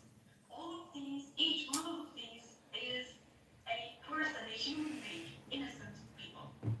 People are now being killed not with weapons, but with weapons of starvation. In the 21st century, under the gates of the There's just so much shit that comes from Erdogan's mouth. I hope he dies.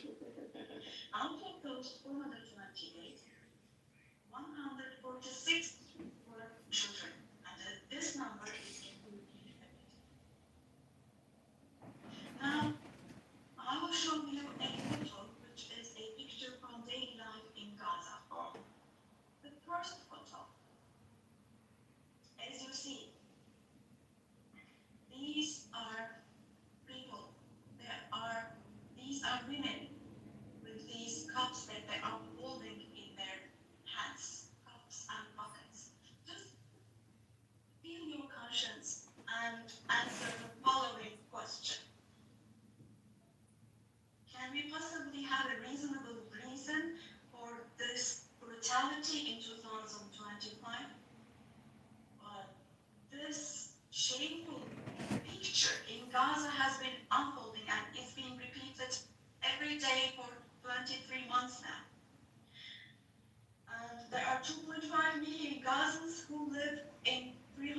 65 square kilometers. And every day, what happens is they are being dragged from one place to another.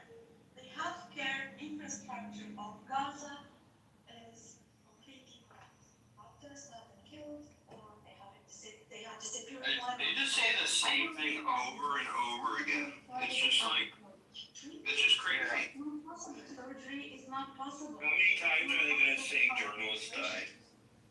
Now, dear friends, now, as tiny Erdogan, with a heavy heart, with my heart bleeding here, I'm telling you. Hopefully he has a heart attack. Bleeding for a heart attack. Just 2 or 3 years old, without hands, arms, or legs. That's because they have genetic effects. They're all inbred. Come on, Aragon. You should know this. He knows this. He does, yeah. See, it's perfect. In Palestine, they all marry their first cousins so they can blame it on the I've Jews. actually shown our picture. They show a picture now of one of those sick children. Somebody with muscular dystrophy. Yes. Yes. They're like, this person is starving. Look at them. They're all bones. Medication. Can we possibly have calm and peace? We all are parents. We have children. It's disgusting because Israel can't respond to Rosh Hashanah, so everybody's synagogue. In America or in No, the Dynamon is there at the UN. He's there? Yeah. hurts a child's hand. Yeah, that's crazy. They forced him to Yeah, not go to synagogue. Arms and legs. That's actually fucked up. They probably expected him not to come. Anesthesia. He's gonna be like, I stand here by myself because everybody else is in temple, but you fuckers wanted this today. To recognize, to make it a celebration of the Palestinian narrative. It's just so retarded how they do it. Like, All of this is happening before our very eyes. Our very eyes. They're all with the same text. yeah, they just say the same thing over and over again. Live. People are so sick of it, by the way. Nobody talks about this shit anymore, I feel like. It's like it's boring. Dedicated to 250 journalists. And a journalist again. Working in Ooh, 250 journalists. Wow. I wonder how many of them were Hamas. That doesn't matter to Erdogan, though. No. Closed all the entrance into Gaza, but they still have not been able to cover up the genocide. I wholeheartedly support it. Remember how he got mad because they called the Armenian genocide a genocide?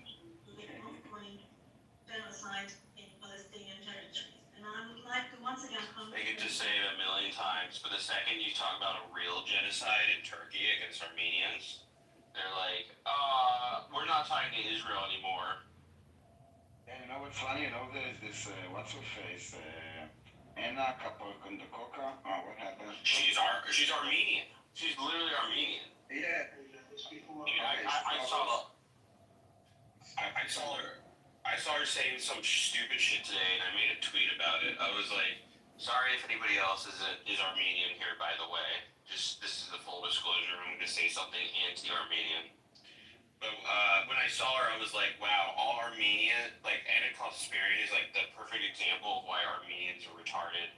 She is on a show called The Young Turks with a Turkish person as an Armenian. Exactly. She's on a show glorifying the people that killed all her people in Turkey, and all she talks about in the show is how much she hates Israel. It's just so retarded. Dude, what? And the worst part is, like, all Armenian people are like that. 19th That's the worst part. 19th Amendment. Yeah.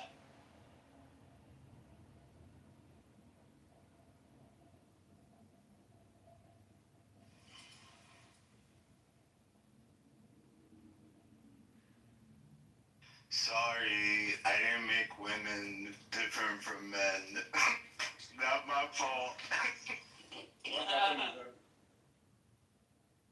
There's now like a meeting between Trump and Guterres. I don't know why they switched there. Maybe it's more interesting than. But it stopped. Okay, something happened.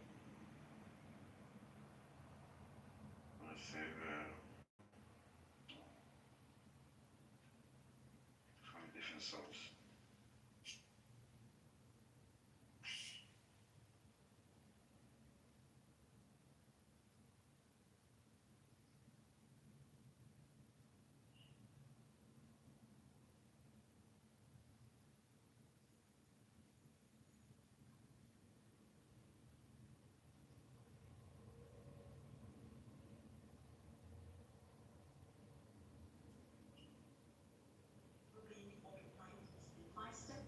And innocent civilians are being massacred through execution.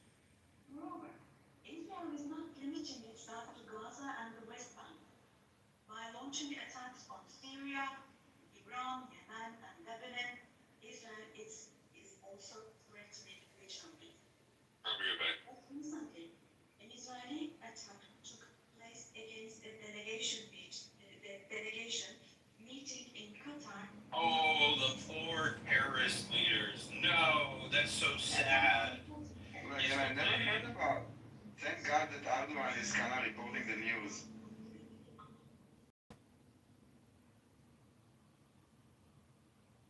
Netanyahu is not obviously interested in forging peace or releasing the hostages.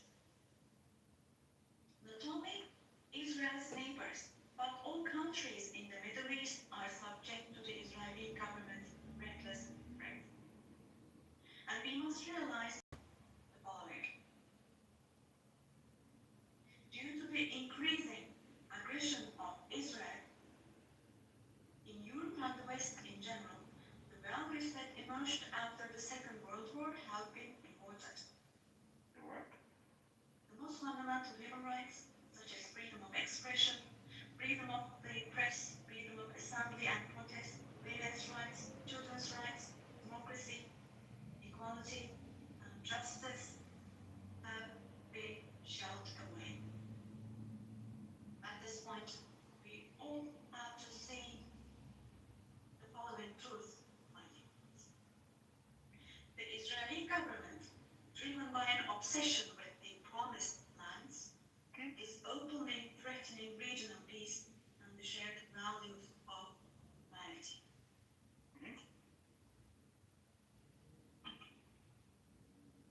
Three celestial religions.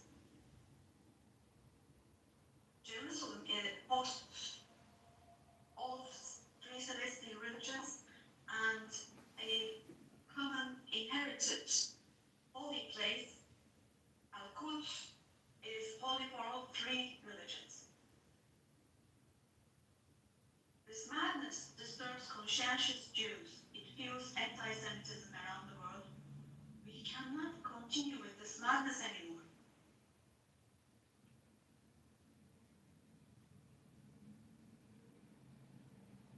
We have to have ceasefire in Gaza as soon as possible. Attacks should stop. Humanitarian aid should be able to enter with no obstacles. The genocide team should be held accountable vis-à-vis international law. And God willing, this will definitely happen. Vis-à-vis the barbarity taking place in Gaza. Everyone who is keeping silent is accomplice to this barbarity. From here, I would like to call on all the heads of state and government. Today is the day. Today is the day to stand firm alongside the oppressed Palestinians and alongside humanity. While your peoples back home are reacting to the barbarity in Gaza, do show the courage to take action here. Fulfill your humanitarian duty toward Gaza, where children are raising children. On this occasion, I would like to say the following. There are peoples all around the world who are taken to the streets. Unarmed activists and volunteers from different countries of the world, academicians, students, journalists, everyone, who have been defenders of Palestine I would like to say to them, thank you so much, and clear bouts and favorable wins for their actions. Esteemed delegation members, for 13 years, I have spoken to you from this platform about the oppression and conflict in our neighbor Syria.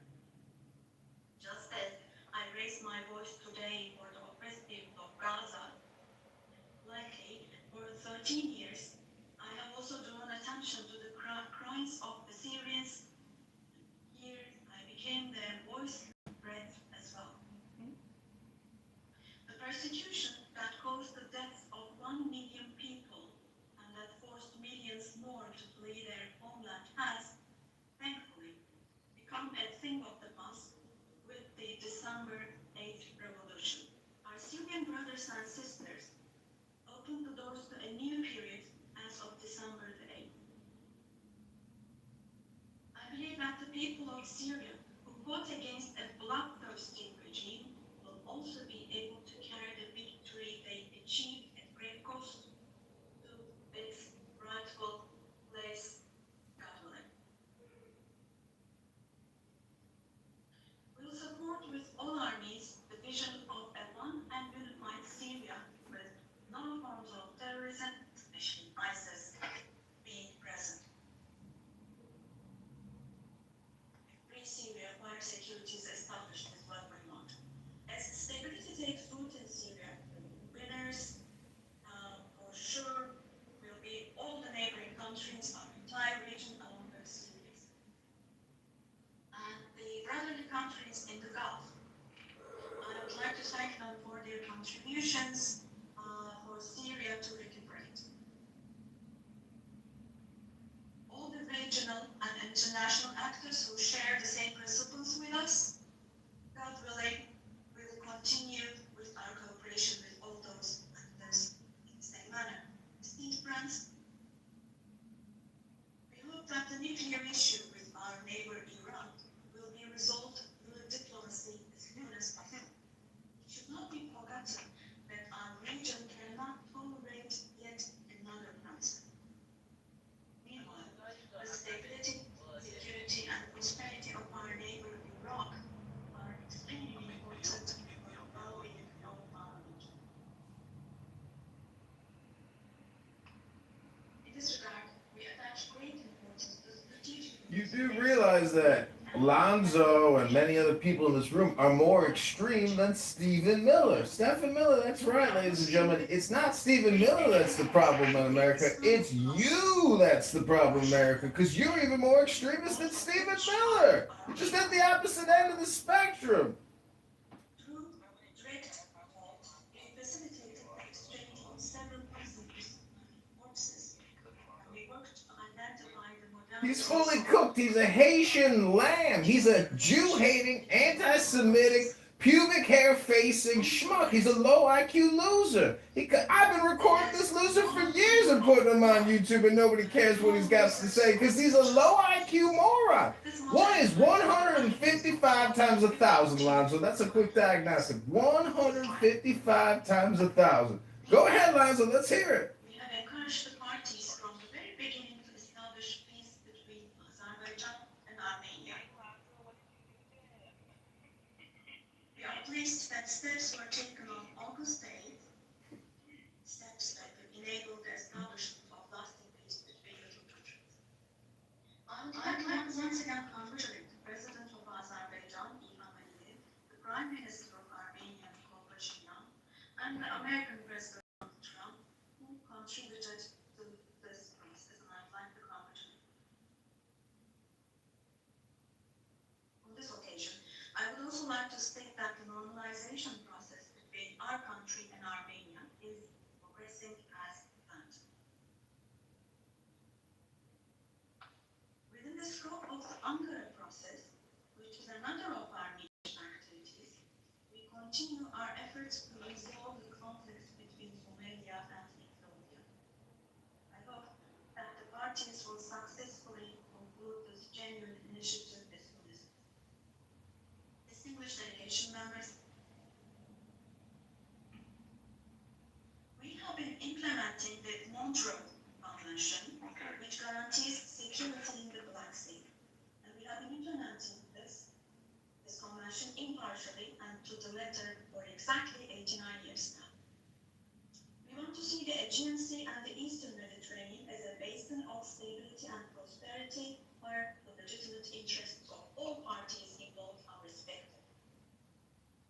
We are ready for constructive cooperation on all issues, particularly on energy and the environment, and we expect the same approach from our neighbors. On this occasion, I would like to particularly underline that projects which exclude Turkey and the Turkish Republic of Northern Cyprus in the Eastern Mediterranean, such projects which exclude us will not be successful. Turkey has rights and authority in the western part of the island of Cyprus, while the Turkish Cypriots have legitimate rights in the area surrounding the island. An Eastern Mediterranean Conference, which we have proposed before, would contribute to finding common ground. Just be someone who was an advocate against racism.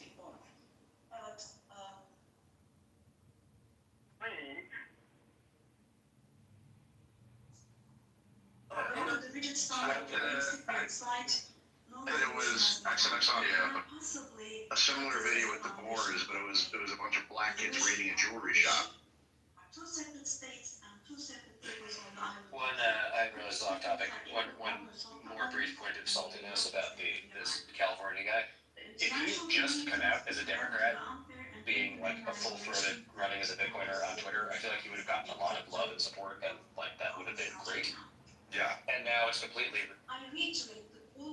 misled, or like this is not good enough, or whatever. And so literally, this guy got kneecapped in terms of the strength of his announcement. So Dennis, you get likes. Oh, so Dennis or this guy is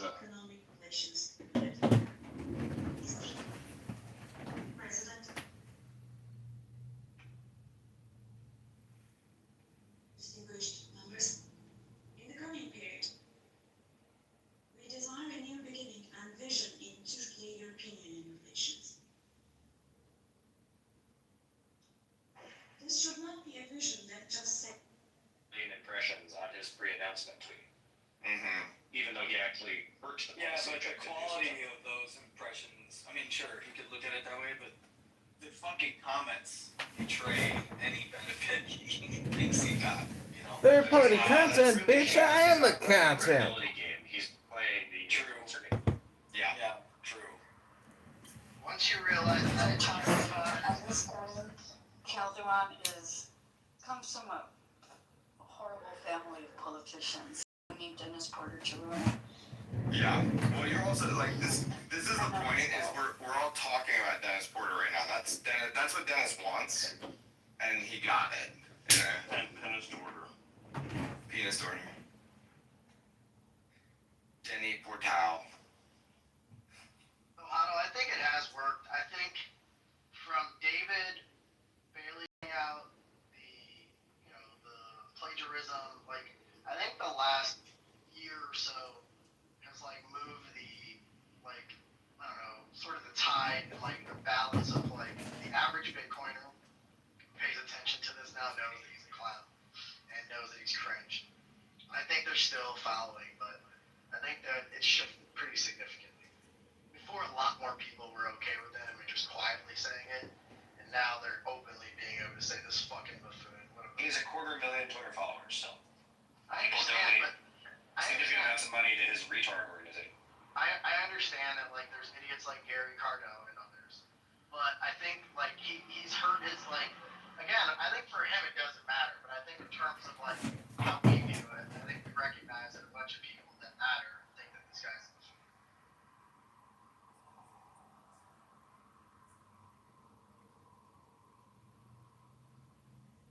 This guy Calderon, I'm sorry. Is somebody talking? And no, I was just saying this guy Calderon, comes from a family of Democrats who've been assemblymen, and that family has been in politics for years in California, and they're horrible. Yep. So Big nothing burger.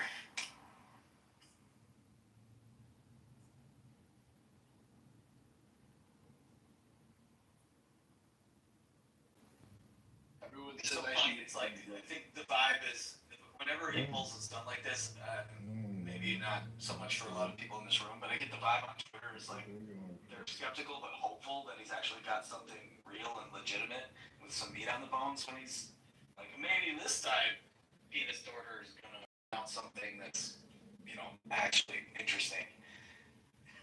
And then it's just another letdown. Never. Yeah, never. In the comments. I mean, people just don't. Is the problem? Like, Working on serious policy stuff. Yeah. Right? Like, when they announce things, they are real. It's just real big things don't often want the dopamine hit. And it's just to get around that.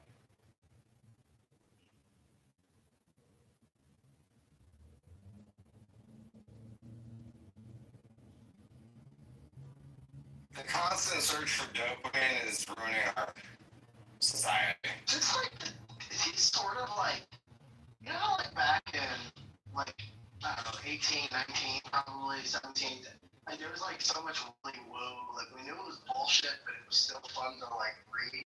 Is this like the politics version of it? Like the, like the, Kind of, but it's not even fun. You know, it's like no, at least the Willy Woo shit like made us feel like we were gonna be really rich. reading Willy Woo is like reading like yeah, like, it's like having a lottery ticket where you're like, ooh, when I win the Powerball. Yeah, exactly. I feel like, well, I do think there's something to what Zach just said, and I think it reminds me of like reading Willy Woo in like 18 and 19. Yeah, like reading his newsletter. I think it's like scratching some sort of itch. I think it does, yeah. Like Zach is saying, he's filling the gap between Zach and Matt and David and all that. It's like real policy shit. Yeah. And the thing is, but to a lot of people, this is what's probably really frustrating to someone like Zach and these guys is there are people that can't tell the difference. You know, like Zach is like in the UFC and fucking, you know, Dennis is over there doing WWF. And they're like, yeah, man, I think he can beat him. It's like, no, John Jones is gonna kill anybody. Oh, dog, I will say, like, personally, I feel like there was a time in a window, like, between, like, Ben and David Bailey coming out against, where I literally felt some sort of responsibility for Dennis Porter. And I can't even explain it, you know? Just claim it now. I go on fucking Twitter once a year just to make the disclaimer reminder. But I no longer will, because everybody knows that. Yeah. It's an apology. I send an apology. Hey guys, I'm so sorry. This is my fault. You gotta say, I think that Dennis Porter is a force of nature, and that he would have done this regardless of you or not. Yeah, of course. Yeah. I was just his first part of the affinity. The best thing I think the Streisand effect is my dominant lens by which to view most internet stuff, which is like, just don't talk about it. Don't put any focus on it. Don't put any attention on it. Because the more attention you give something on the internet, the larger it grows. Internet currency is definitely different. For sure. And if you let people know that you definitely don't want something to happen on the internet has a way of like making that thing happen, just to see like what will happen, essentially. So the best thing is just to be like, who? Dennis who? Who's that? Yeah.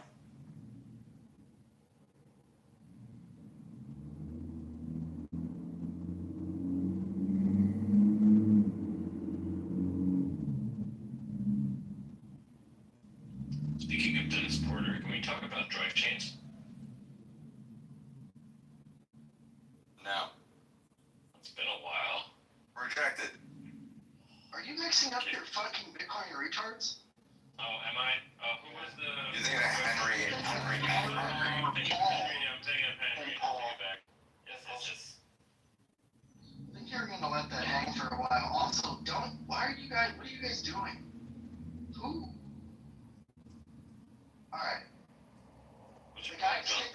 room. The guy gets kicked out of the room that's at the bottom of the stage. The guy that records us and puts it on YouTube and then blasts it out.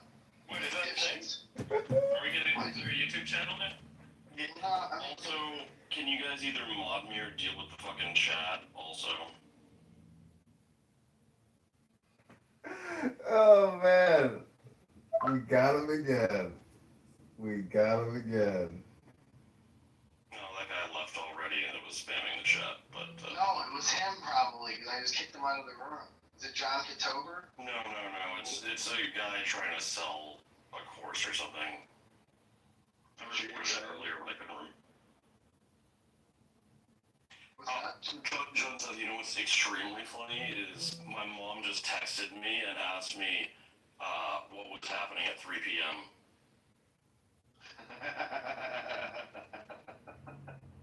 But she didn't. She doesn't know how to like use Twitter or like she could. So she didn't even know it was like that. You know, she didn't see even what it was in response to. She just saw my tweet pop up. I figured.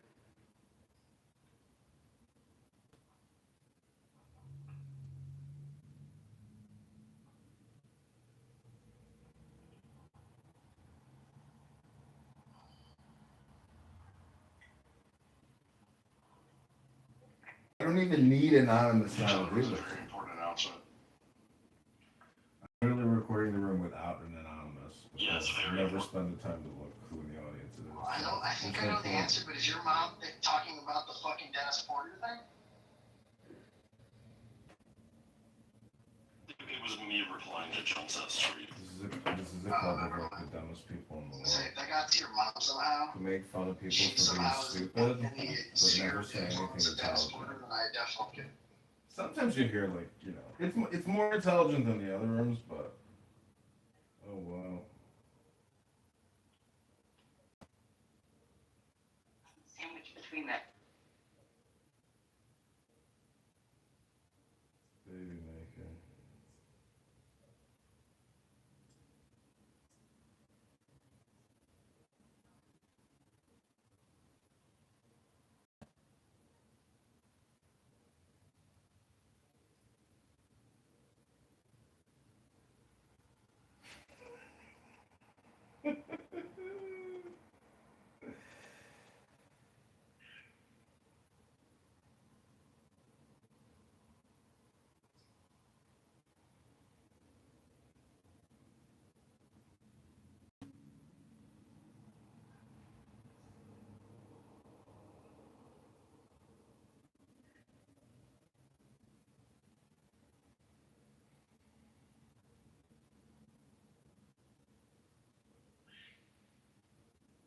Bitcoin is a really good room to actually run.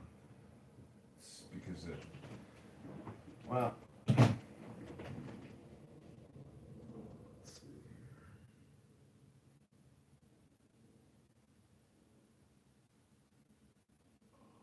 Got this phone clip. Reviewed content.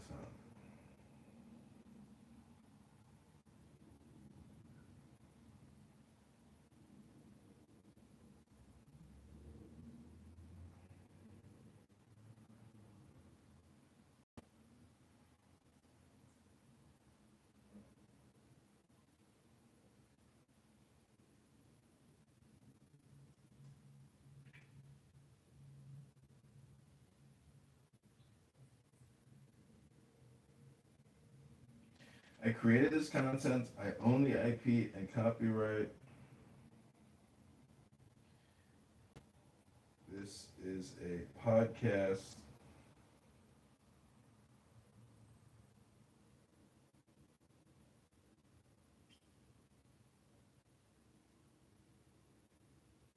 No third party.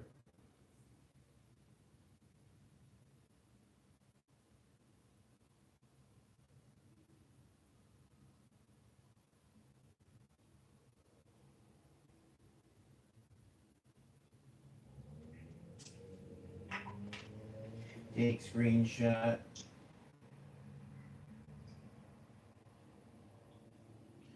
I've become that robot guy from Grandma's Boy. Taking screenshot.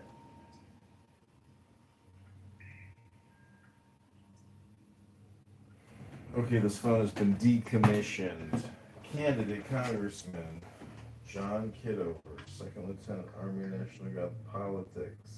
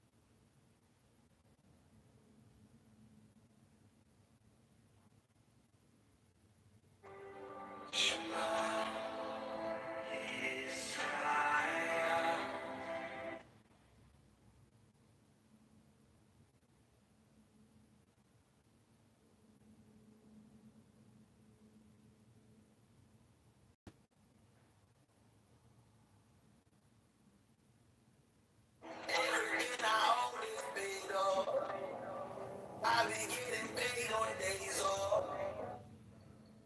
Credit card debt.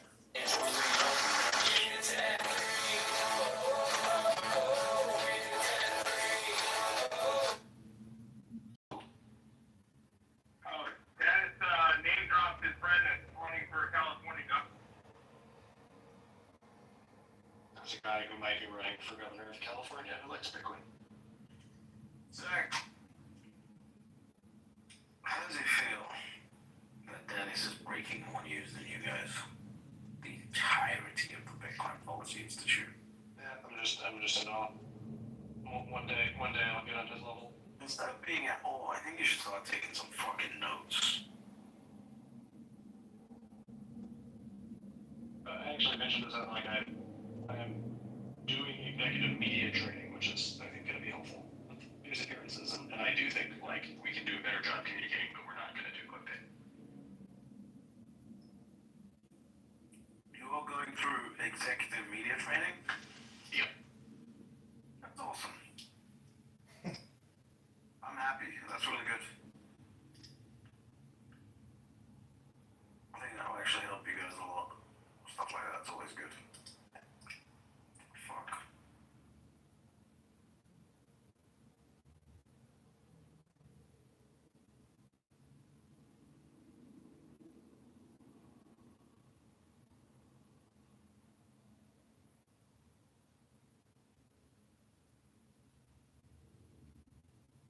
It is amazing to me. Like, I just don't know how many times people are going to fall for this. But I guess just indefinitely.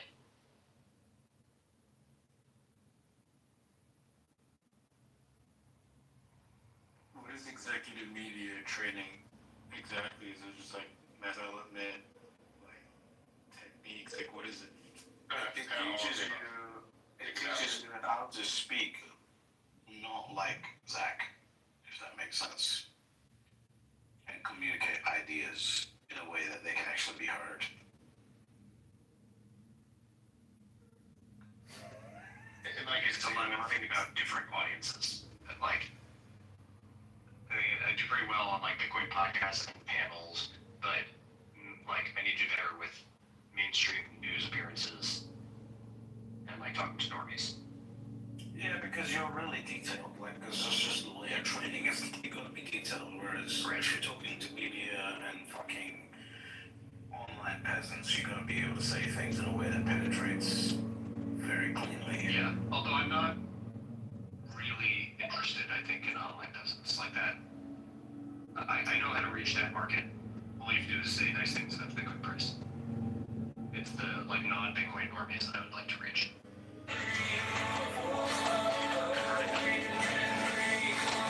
That's for you to say stop borrowing, stop spending, stop taxing, Like the Bitcoin Act passed, we need to move the over to Bitcoin being a serious thing that people don't understand.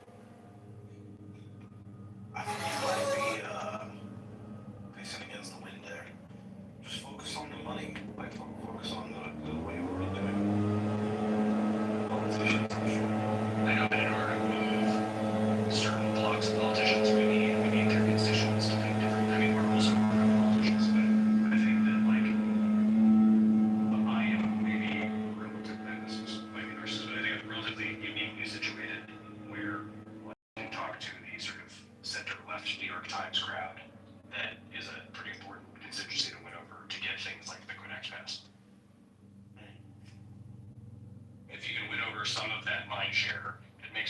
for moderate Democrats to vote for Bitcoin stuff, which is something we're going to need.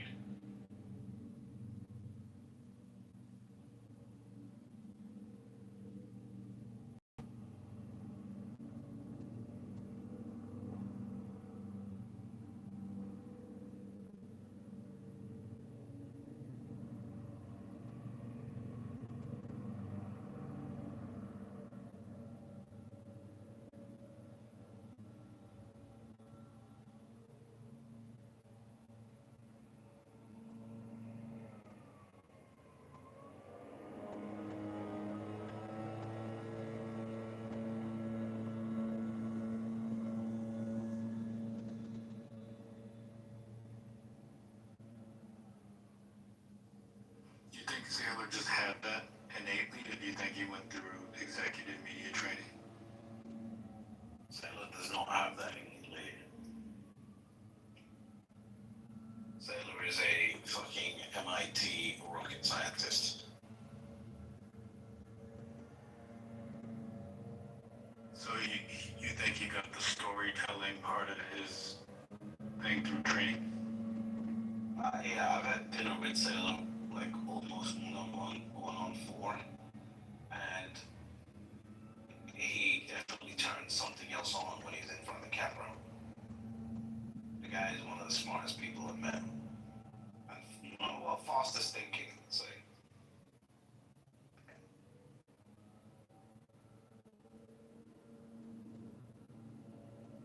Work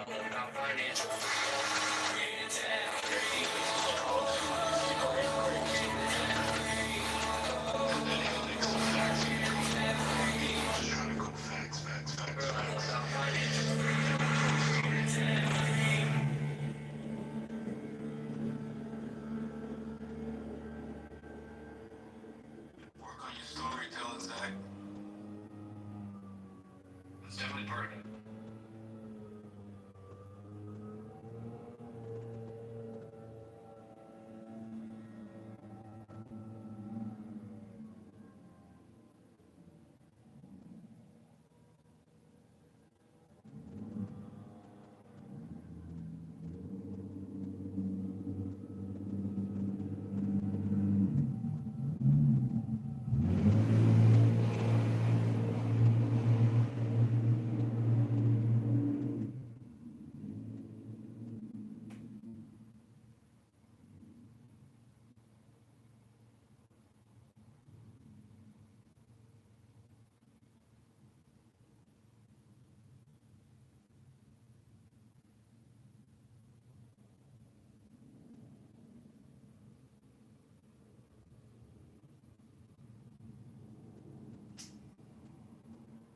Welcome back. I'm Peter St. This is a weekly roundup of my daily videos on the economy and freedom, where I cut through the BS and lay out what the gaslighting clowns pulled out of their heads this week and what is coming next. Let me see right here.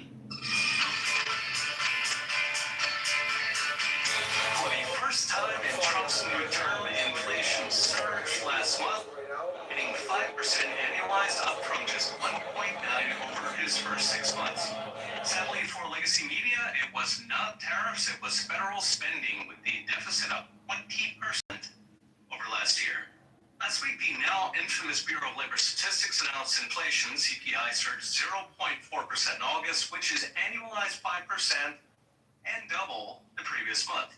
Now, just last week, I talked about the BLS revising away 1 million fake Biden jobs, as in they're not very good at math. And the independent price aggregator Trueflation says inflation was 2% on the button, no clouds in sight. Still, the BLS remains the standard for everything from markets to policy, so let's break it down. Now, media was desperate to pin the CPI bump on tariffs, but in fact, just the previous day, wholesale PPI inflation came in at an actual decline, as in tariffs are not passing on. So what is driving CPI? The biggest were energy and food, which are both domestically produced, and above all, housing, which is not imported, but is measured on a goofy 9 to 12 month lag. Meaning housing is still running on Joe Biden's fumes. And considering housing is 36% of CPI, that's a lot of fumes. But since Trump took office, BLS says housing inflation shelter is up 2%, when actual housing prices, according to the Fed itself, fell 3%. Take out the BLS's goofy housing costs and the entire jump last month disappears. Meanwhile, CPI holds her.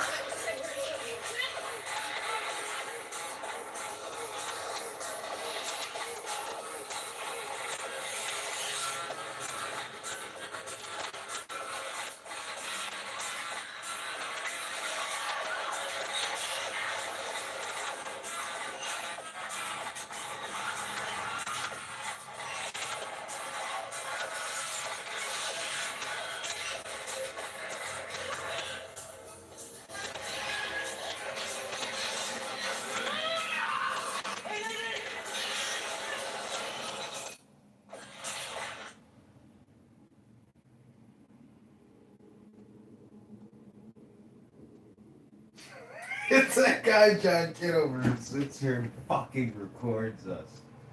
That motherfucker.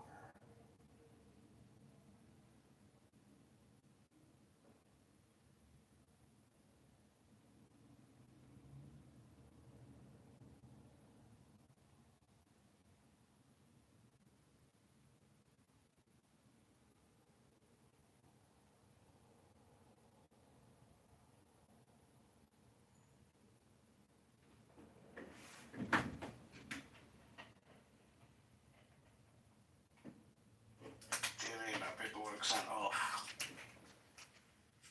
We in the end zone, baby. They said 24 to 48 hours of processing, bro. Soon we'll be able to see how down we are, on broker accounts with all this calculating there on the phone. It's perfect. All of it's perfect. At least it's in the brokerage. And now, you prove that it's there right now. Ay, ay, ay. Ay, What's this shit? ay, ay,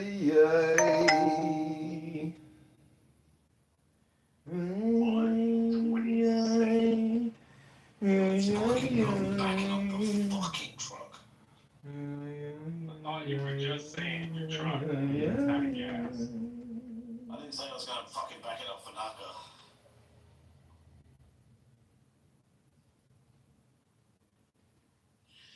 I try and move the truck in Naka's direction and it just fucking stalls out. Good morning, Heather. Please, Well, we might find a new truck and me and Jimmy debating dumping all the other treasury companies and going all in on Naka.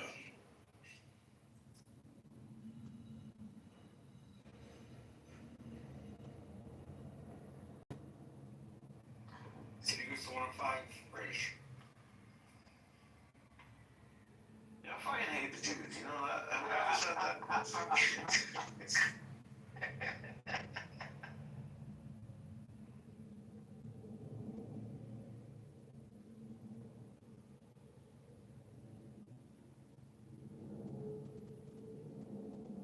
I don't have enough of this shit. I should have bought in my regular accounts.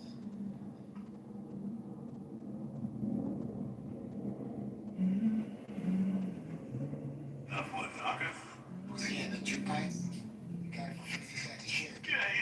He's in the Jew pipe. He's into the banking stocks, which is where we should be, because they're outperforming Bitcoin right now. I was next. It should have been a Fucking Citigroup, they're murking Bitcoin. Oh, look at us. We should have been a fiat cup. But we are fiat. We are. We're buying Naka.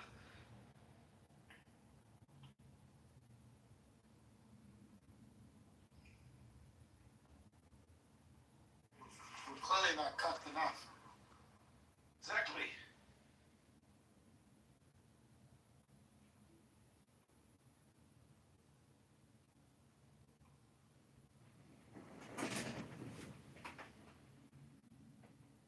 Stop it. You guys make me want to buy more.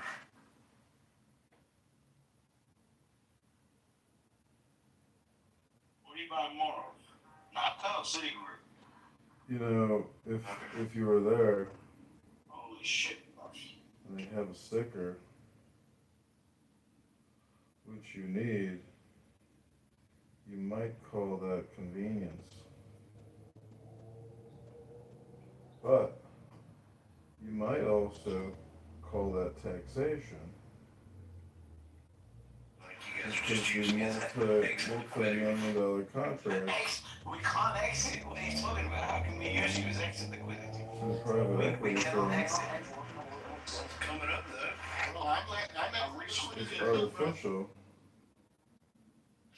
We were the original exit. We were the exit liquidity at the point of entry. That's what we were. Emissions is a scam. With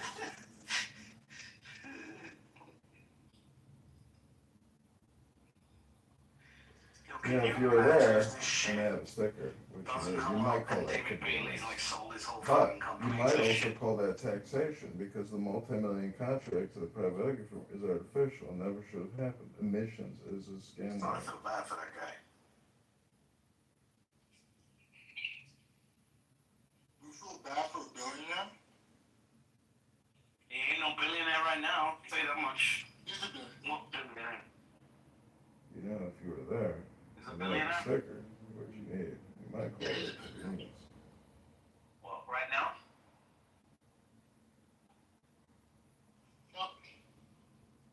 Wait, right now, David Bailey is a billionaire. Not everybody fucking liquidated all their hillbilly Bitcoin, Brady. I'm not saying he did, but I don't know. Yeah, I'm not sure he's a billionaire. That would have meant that when Naka was at like $25, he had like $30 billion or You something. might have approved an ownership and a delivery confirmation. Talking about net worth or liquid? Yeah, I'm talking about that right now. Well, it's the same shit. No, it's not the same. Billionaire though?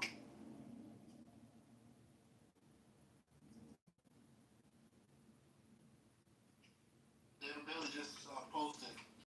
In typical mid-cap pipe transactions, 50 to 70% of shares are liquidated within the first 2 weeks. I've been monitoring pipe progress every morning, and I think this jives. Almost knew it. Pipe progress? The fuck does that mean? We don't have any shares to liquidate. Oh, Yeah, we don't. other people do. The bigger investors, they got it before us. No fucking way. I thought we were all in the same pipe.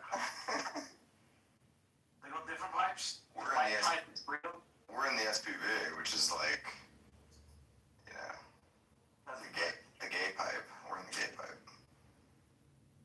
British, you only have to have 8,700 Bitcoin to be worth $1 billion.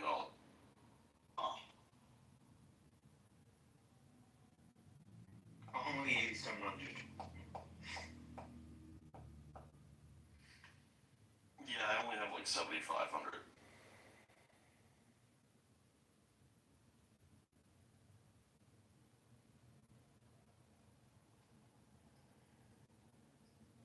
I was saying earlier, I believe David was already a billionaire, and they were debating me on that, and I'm like, no. Not anymore, he's not. Yeah, but what's up on Naka right now? Naka is worth. Hi, Brandon.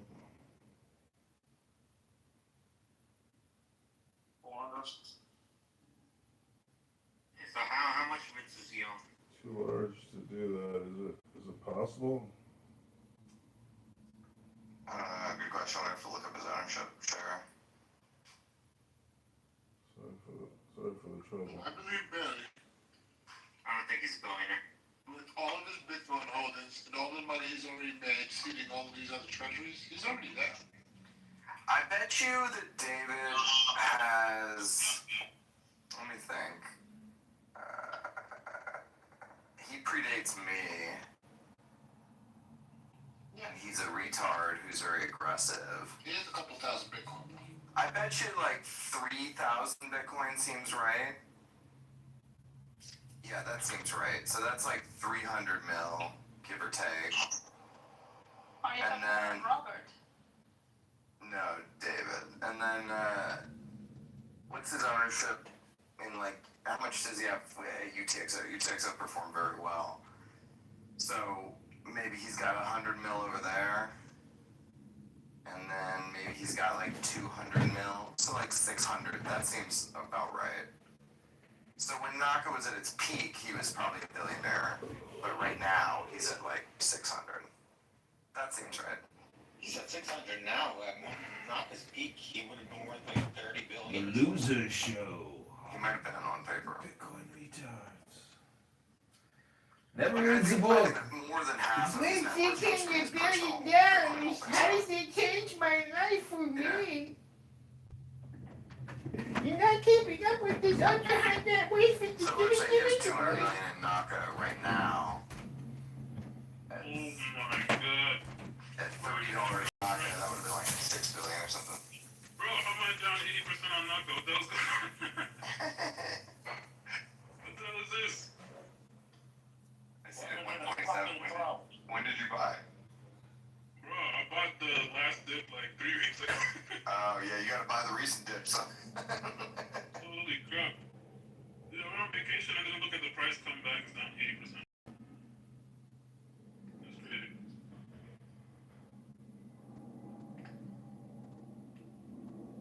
It's almost at the pike price, right? It went to it. Crap. The lower pipe. If I remember correctly. The second one, or the 110 or whatever. Well, The $5 pipe niggas are in shambles. They are. They really are. Yeah, when someone tells me that they're going back to a 5 a.m. club because there's too much to get done, I don't like that. Wait, what do you mean? David Bailey said, I'm going back on 5 a.m. club, too much to get done, steamroller covers. Yeah, you should already be on that. Yeah, I don't like that shit. Why do you not? Stocks just dropped from 15 to fucking, $1.20. Like, why the fuck? You're already not waking up at 4 a.m. in the You morning. should be sleeping on the factory floor like Elon Musk.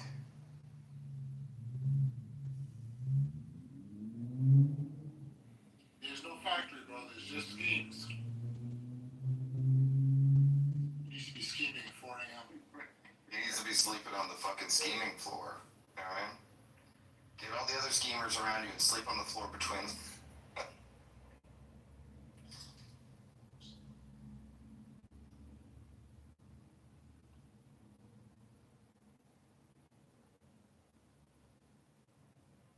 Gotta partner up with Mario from Twitter Spaces and get the scam. Yo, get the KOs on this, man. That was We're not gonna start pumping again.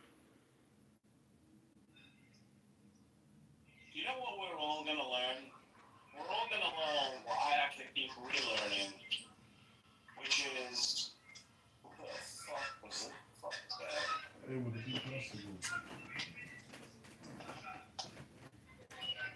You know, Dave likes to open up rooms where anybody can get on because he's a fucking communist. We're gonna What are we learn gonna have for real?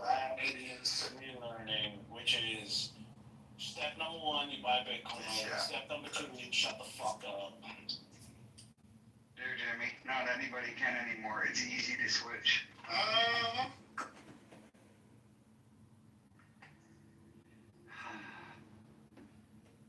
It was one of Issa's friends. She's been in weirdo things. Now, Jimmy, it makes sense though, because to Dave, anyone can get on a Bitcoin stage, so you just gotta let the randos up. Issa's friends are low-key dumb as hell. Those are Issa's friends? I don't know, but every time I meet one of Issa's friends, I'm like, this motherfucker is dumb. Why are you talking about British like that? Also, British is my to friend. do Issa's friends. Damn right. conference video call. I knew British before any of you. That's true. First in I wouldn't have person. met you if it wasn't for British. I blessed your life. Issa's school was it's just some of the people she hangs out with are retarded. I'm glad. Don't call the Jews retarded, Paul. That's not nice. I'm glad British cracks. He stopped trying to be Andrew Tate. Oh, for the meeting, yeah. Back then, it was a lost soul trying to talk to these hoes. That was when Kevin Samuel was really popular. Before the death. Yeah, he got cut down in his prime. They cut my boy down in his prime. We just was trying to school these hoes. Leave them alone. Did he die hooking up with some young girl? Went out like a boss. Man, the funniest shit he ever said was when he told that one girl, he was like, "What do you think you are?" She's like, I. And he's like, "You look like a middle linebacker. You look like you could hit the A gap like a motherfucker."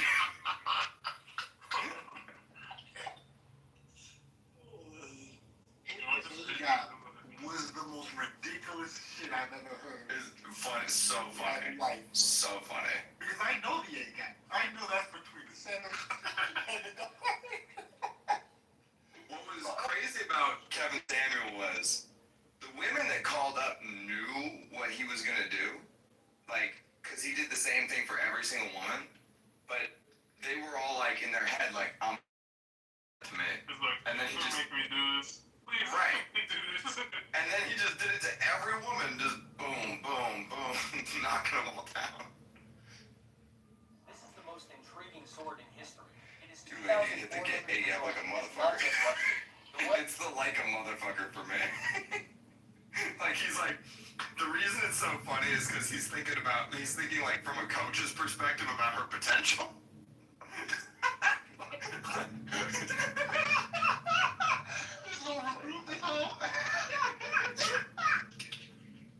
Like, young man, come here. You look like you can play middle linebacker. That's how he's treating her.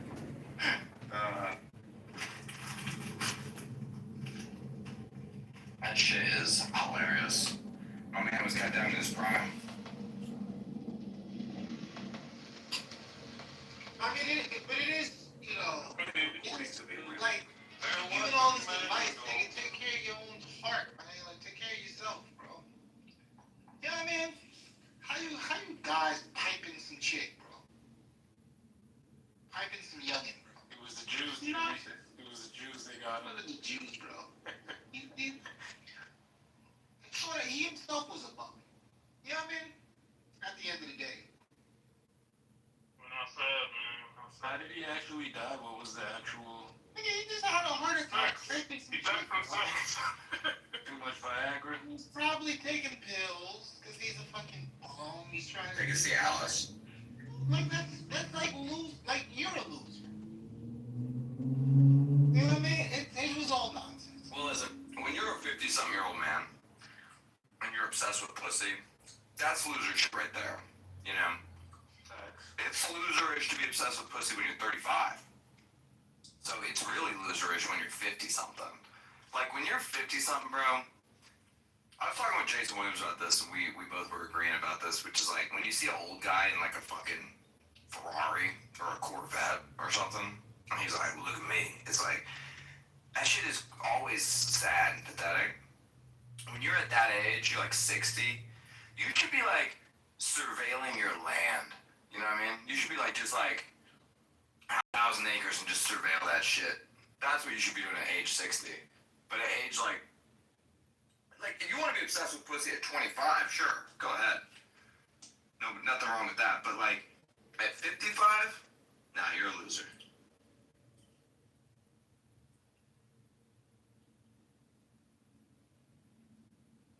It just shows that you missed out on something like in you know, and you're making up for it. Yeah, I just looked up his age. His died at 53. He probably had like some congenital, issue with his heart or something. For sure. Like at 55, you should be treating your daughter like a princess while you are causing irreparable damage to your son because he feels like he's not good enough. That's what you should be doing. Yep. Yeah, hypertension, huh? the salt. Hey, salt's good for you. He was hitting them snacks like a motherfucker.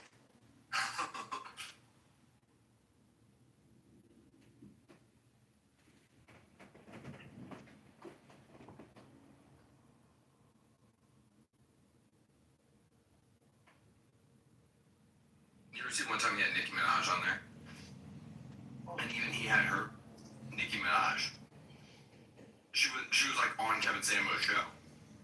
And he even had her fucked up. He was like, rate yourself, you can't say a 7. She was like, I don't even know a 6. It's like, you're Nicki Minaj. You can say a 9. It's okay. No one's gonna be mad at you. You suck up to Nicki Minaj, bro. Yo, I would hit. You wouldn't hit? Absolutely.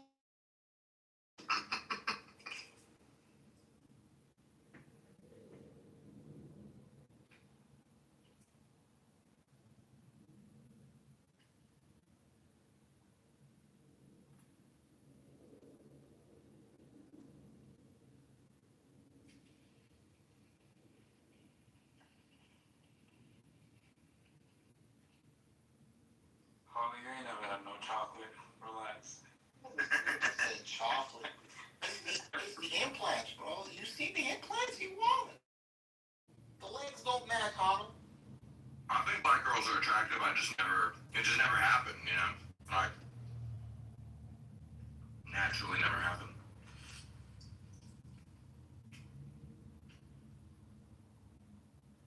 Except for at the strip club. That is kind of my preference at the strip club. For whatever reason. It just seems to work out. That was fucked up, Harlem. What's fucked up about that? That's all black girls are good for. A fucking pole. What? No. God damn. Yeah, so you just walk up to a black strip. No, they always find me. They always find me. They're always really aggressive, and I'm always like, all right, sure. You know how the strippers get. They're aggressive as hell. I don't know how the strippers get. I have no idea how the strippers get. I'll take you out there. You'll find out. No, I don't want to find out how the strippers get. The strippers all see you as a mark, you know? So they'll like walk you over to the ATM and be like, come on, oh, did you want a private dance, all that shit. Rub your lower back as you. And you're like, only if you're black. No, not only. I'm just saying it happened. It has happened to work out that way on several occasions. Well, shout out to Huddle for supporting little DeQuay. Giving his mom some money, you know? Yo, listen, this is kind of wild. Because before Antonio was supporting him, Harlow was supporting him. What? Harlow was first, and then Antonio took his place.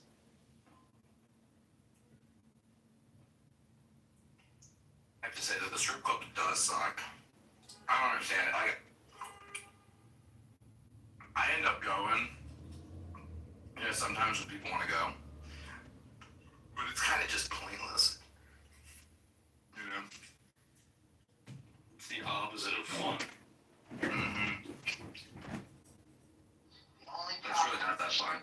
The only problem with the strip club is the smell of strip club. The smell of strip It does smell bad, yeah. It's bad male odor. Because these motherfuckers don't get laid. They like not good hygiene motherfuckers. Or they've been drinking all night, sweating all night. Number two, the smell of really bad herbal essences, whatever that cheap shit is, plus cigarettes, plus male body odor, plus alcohol, that concoction does anything but get my penis hard. Anything but that. But otherwise, yeah, I'm fine, whatever the shit was. On my bachelor party, I subverted my bachelor party. Basically, by the time we got to the strip club, nobody realized that I wasn't there. I was like home by like 11:30, and everyone was still at the strip club. The next morning, everyone's like, "Yo, what the fuck? What happened?" At 5:30, 6 o'clock. I like naked women, but not at the strip club.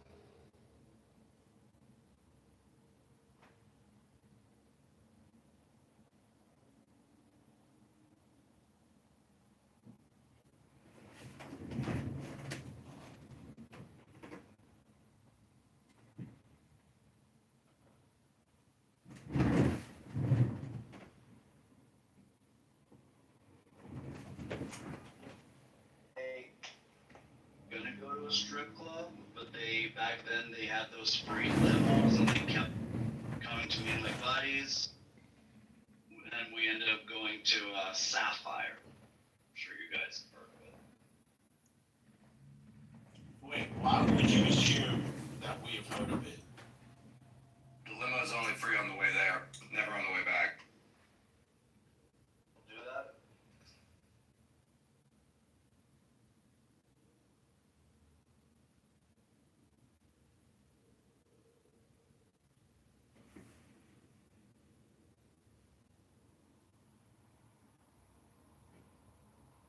Every time I'm in a limo, it feels like forced fun. Like, ooh, here we are in a limo. Like, who cares?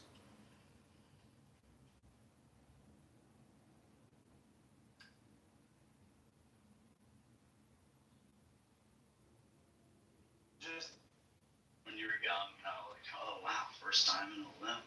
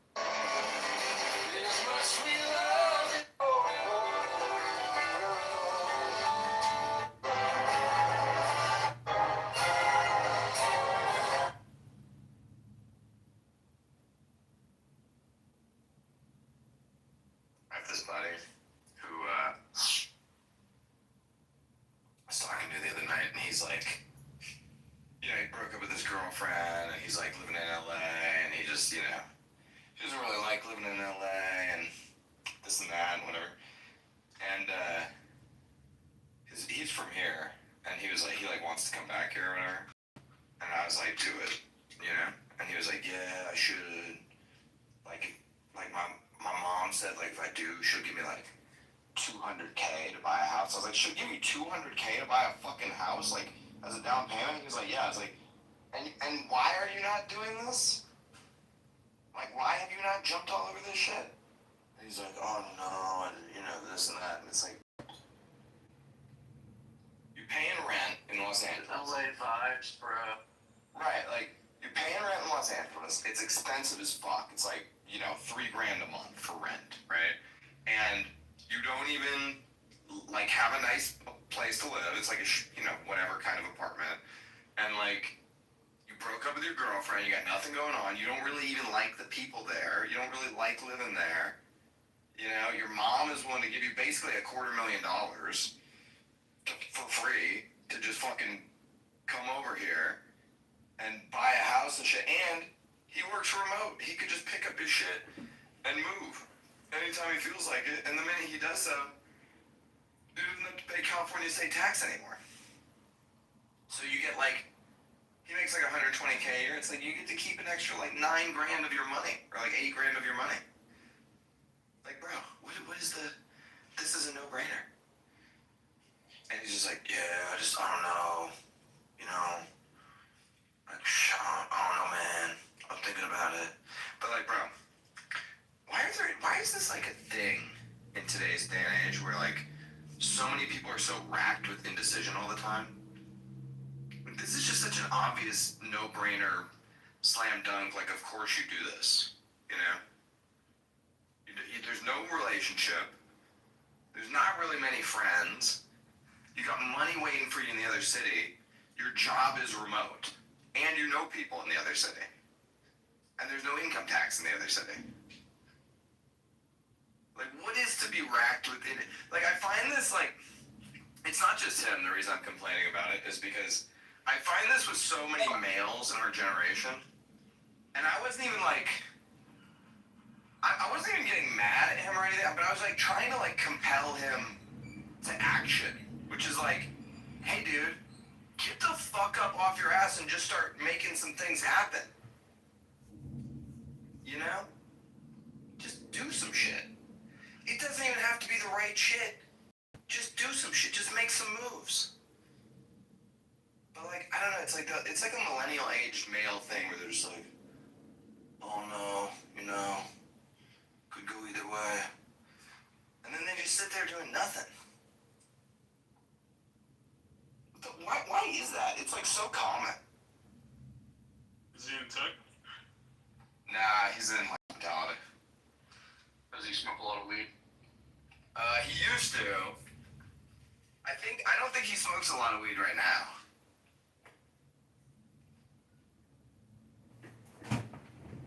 He used to be a big weed guy though. The California Kush, bro, you just can't get this stuff in big. It's legal here too, we get the same shit. But, I mean, dude, if you were in his position... Well, like, $200,000 is the part where it seems like a pretty easy decision. It's a no-brainer. Absent that one, like, whatever. Like, depends on how you're doing it, and, like, maybe you grow better even if you can be remote. Like, are there people in Vegas or whatever in LA that are doing the thing? You know, you're better off being there. Like, you can understand, but, like, you can get a free house if you can. Like, that seems worth it. Dude, houses in Las Vegas, like, for, like, a decent $1 million house in Vegas is going to be very nice. Like, it's not... Dude, a decent home in a decent neighborhood is, like, $600K, you know? Right. So, like, $200K is 30% of the home value. Like, and when you move here, you pay less than you currently pay in rent. It's a fucking no-brainer. And he works in hospitality.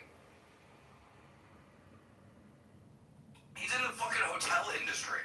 Yeah. This is Las Vegas. Vegas is well, actually, I guess whatever. There are rumors that Vegas is in a downturn sort of with the hospitality stuff right now. Yeah, but it's the hospitality industry is popping here. It's cyclical, it'll come. Bro. Like, bro. What even is a remote hospitality job? Is he's just like on the phone? Yeah, he's in like management, you know. So he's like managing some like boutique hotel chain and does like whatever mid-level corporate management shit. He just does it all from his computer. Yeah. But dude, you want to talk about like career advancement? And dude, and I tell all this shit to him, and I don't even care if he moves back. Like it doesn't matter to me. You know, like if he moves, if he doesn't, like I'm busy with my family and stuff. Like I probably won't see him much anyway. But good for his fucking sake.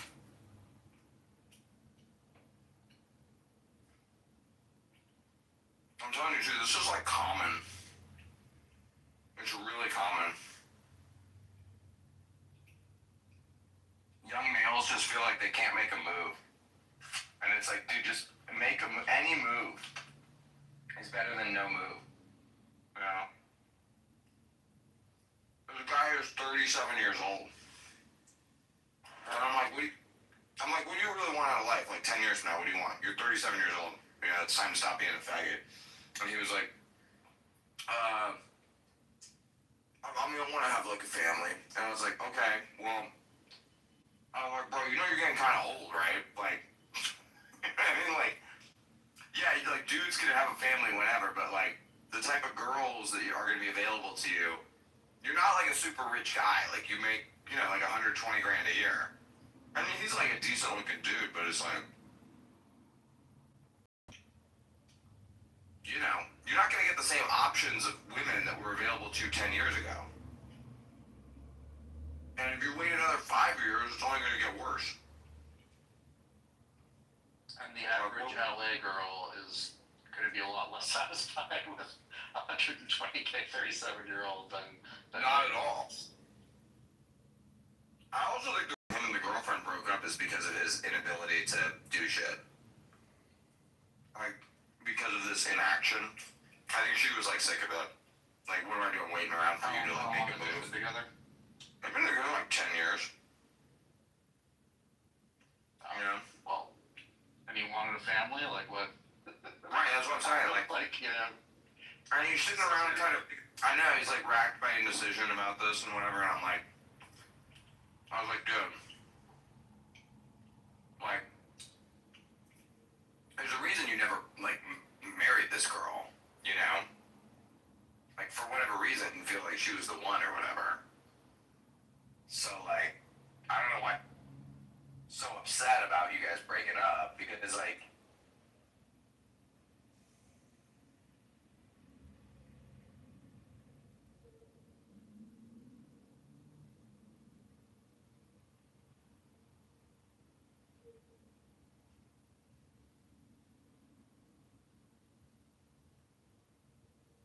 is like this. Because I know this isn't just one guy, I know so many guys like this. And they're all in the same sort of just fuck around nothingness void of like, they don't know what to do, they don't know if they should get married, if they should not, if they should keep acting like children, if they should grow up, if they should buy a home, if they should keep, they just don't know.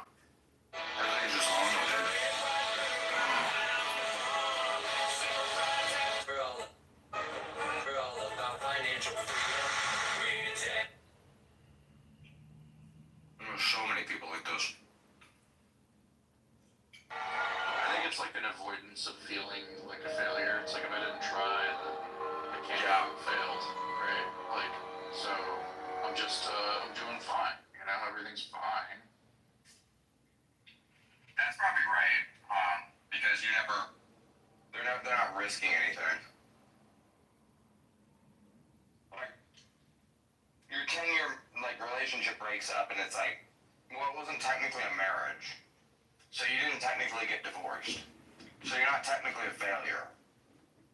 But you're feeling all the emotions as if you were, you know? Like, I think that's what's going on with them.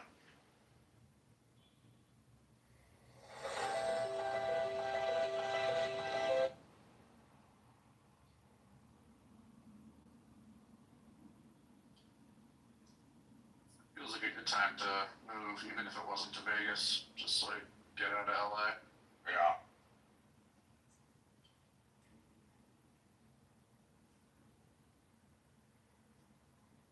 always like, why don't you come visit me in LA? I'm like, bro, every time I'm in LA, I just want to get the fuck out.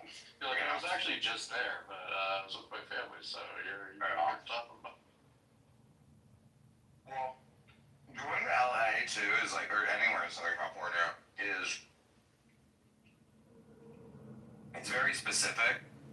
So like, if I'm in Anaheim and you're in Malibu, we might as well be a million miles away from each other, you know? Right. Because like, It's like, I'm it's not almost going, even yeah. weird to like ask them to like come over. It's like such a, It is. it's basically a trip for them. Like it's like a, you know, for normal people, other parts of the country, like that would be a weekend trip. Like the amount of traffic you have to go through to like get to that other area.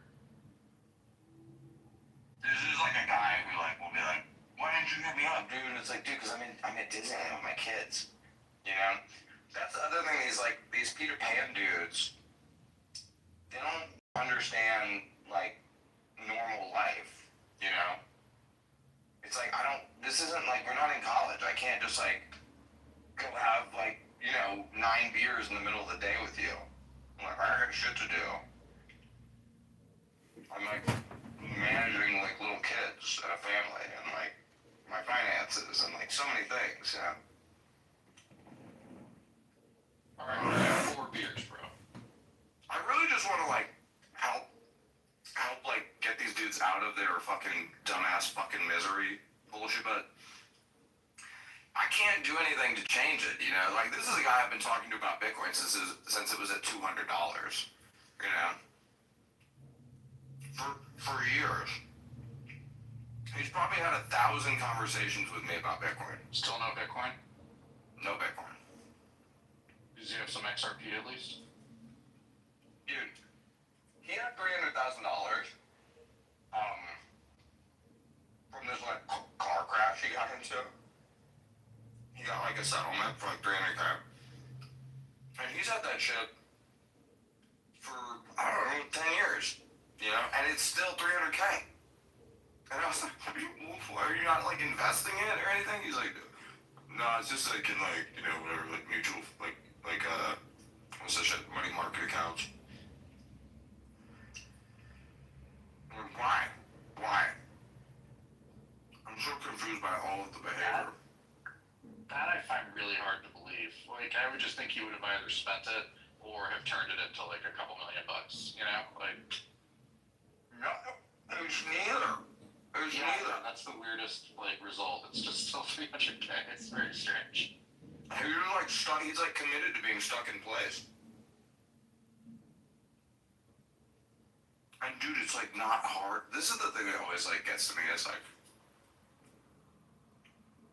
it's not hard to change these people's lives and circumstances. It's really easy, in fact. But it's extremely difficult because they won't let you. You know, they're like, you can't put new information into their brain.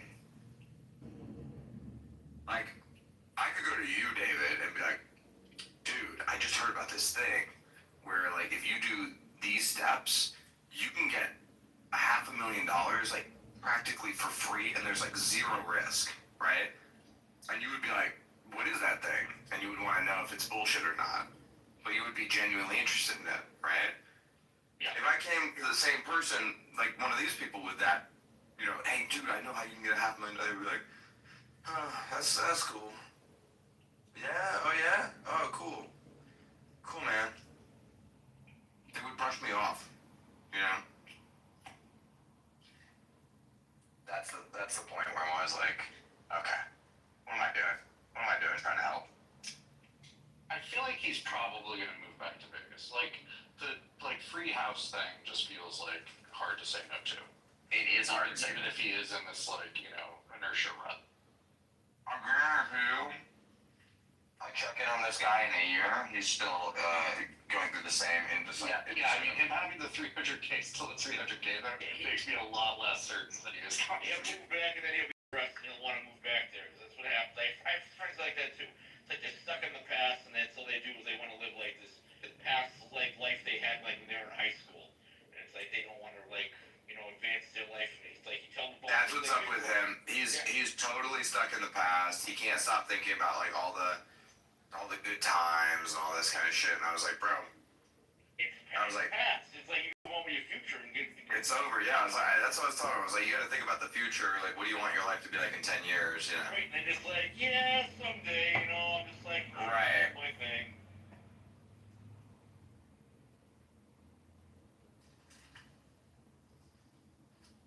Yeah, he is like a guy that will like want to talk to me about like people we knew from like whatever 20 years ago, and I'm just like, dude, I don't know who that is. You know, it's not even like I don't want to hear about that person. It's like I don't even know who you're talking about. And he's like, oh yeah, you know, we used to like hang out with them at the fucking movie theater and shit. Like, just to the skate park with them. I was like, who? I'm like, what? Who gives a fuck? It's so confusing. The campaign to elect Canada Congressman has begun buying ads on Meta to defeat Darren the Hood. Click the link below to donate $100 to help them get more ads in District 16 to defeat Darren. Defeat super taxpayer Darren the Hood. Had to move back to where he came from, and is back out there doing basically nothing again, just sitting around like, oh, I pay for my apartment and just sit here all the time, you know, and complain about everything. So, A long time ago. that's illegal. Yeah.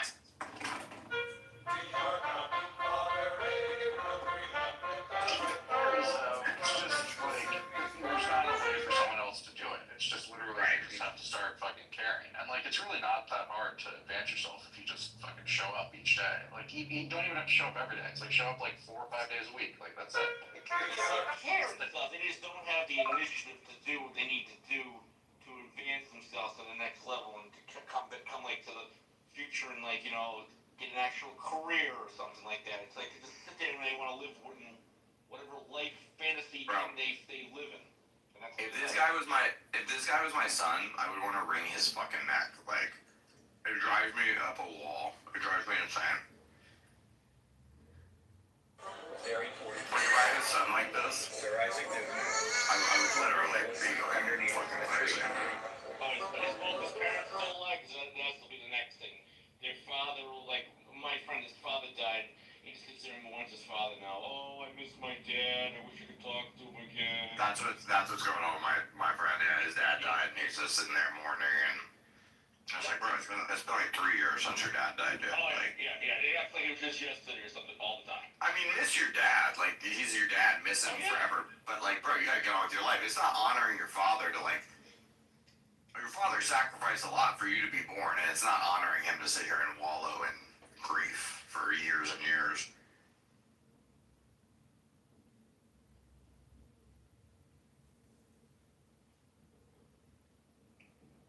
I just know so many people like this. You know?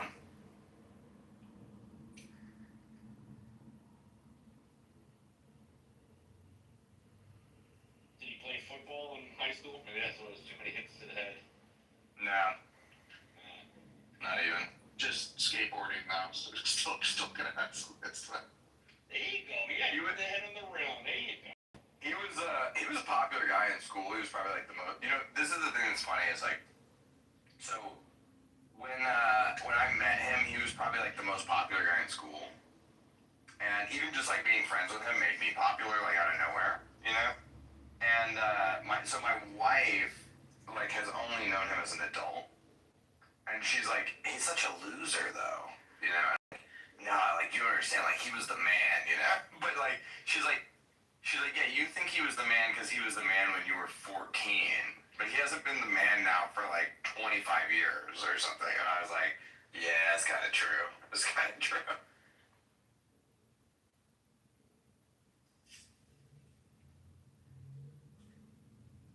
You know what? Just get him the little Chinese handheld device with Tony Hawk Pro Skater 2, and he's all set. There you go.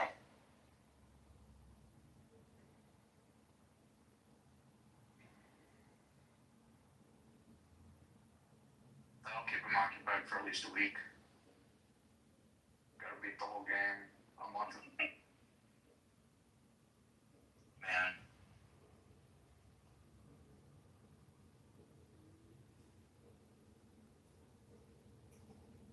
This is one of the biggest things I think about all the time. And I'm not sure why it bothers me. Probably because it's like I fight the feelings in myself and it's like projection or whatever. But it just bothers me so much when people won't just like get off their ass and do something about their situation.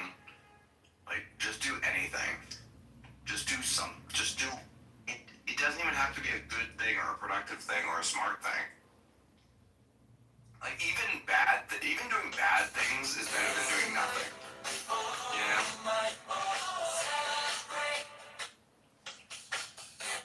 Just like, take a chance, man. Yeah, I mean, Just do shit. Start selling drugs or something. Mm-hmm. Become a Walter White.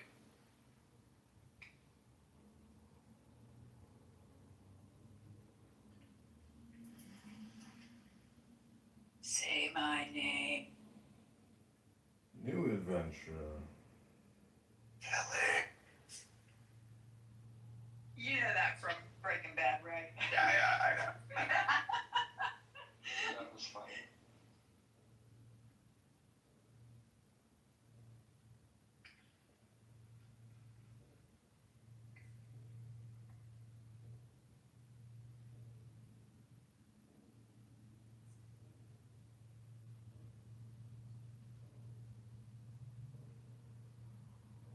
Canada Congressman John Kitover, service connected disabled veteran, has been accused of stolen valor and fraud in clubhouse by Brad Stauffenberger. PM claims at Texas Children's Hospital. Audio and video recordings have been made in the campaign contains apparent failed civil slander, defamation, You know, it's funny. additionally, My Brad friends was where I dating think this could have death threats to happened women with, and young men on they just clubhouse. all had kids young, and then they kind of figured their shit out. Like, which, like, obviously doesn't always work out, but like those things that can fix this. Even the people I know that are losers that had kids are less losers than they otherwise would have been. You know? Both of these guys are just like mediocre lawyers, but like they're perfectly well for themselves. You know, like they just you know went to a shitty law school and you know do whatever sort of ambulance chasing, petty crime defense, whatever kind of stuff. But you know, the kids are doing well. It's, you know, it's worked out. Yeah. I think with when you go to an Ivy, I think your baseline is a lot higher. No, this is from high school, but it was a really good high school too. So. Yeah, but you went to like prep school, right? Yeah. Yeah. So when you go to like prep school, you know, Ivy, the baseline is a lot like higher than it is in public school, state school. You know, people can really fall through the cracks in public school. They both did go to public, like you know, state schools for college because they fucked up the prep school too, right? Like yeah. They had fees or whatever at the prep school, which like was kind of hard to do, right? You had to like actively just not do any work in order to like get below a B, you know. But they were both like pretty good at sports, so then they still got into like decent, you know, state schools. And then just again like completely blew off college. One of them ended up dropping out and joining the Navy. But yeah, then he got a girl pregnant and then like finished college. You know, went to shitty law school. He's doing pretty well. They've got like 3 or 4 kids now. There you go. Just being gainfully employed and having a family is a huge success in today's day and age. Which says a lot about how far we've fallen, because that used to be just everyone.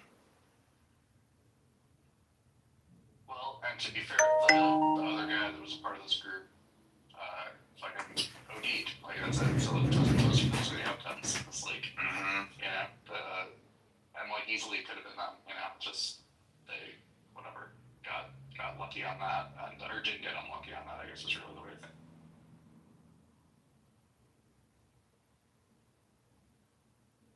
The lower class is always there to like make the middle class feel better about themselves. You know? Because it's like, well, at least I'm not that guy. And it's like, yeah, but you could be so much more. It is hard, though. You know? If you're gonna really step out, you're gonna be against it's you against the world. There's no cheery consensus. As when you're doing everything like normal shit, like it's everybody conspires to be like, you're doing the right things. The minute you start doing things the world doesn't agree with, the world conspires to be like, you're bad, you're wrong, you're stupid, you're evil, whatever. And you have to just have enough internal fortitude to just gut your way through that and be like, okay, fuck you. I'm gonna do whatever I'm gonna do anyway.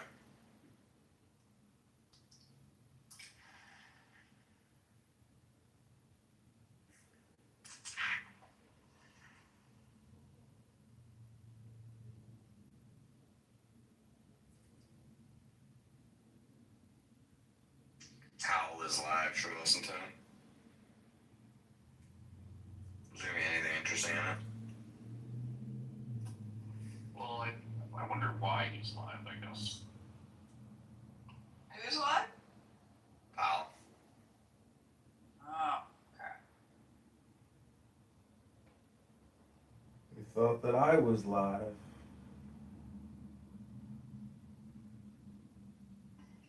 Critical resources. Life-changing research comes to a halt. But when universities thrive, the reverse is true.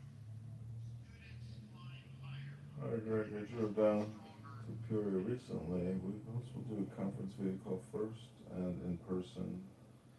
The second week of the meeting over us. It's the Greater Providence Chamber of Commerce Economic Outlook Workshop. Business investment in equipment and intangibles has picked up from last year's pace, largely reflecting the AI build-out. As noted in the September beige book, which you may wonder what it is, the September beige book, that's a report that gathers qualitative information from across the Federal Reserve System. We'll talk about later. Businesses continue to see uncertainty weighing on their outlook. Measures of consumer and business sentiment declined sharply in the spring. They've since moved up, but remain low relative to the start of the year.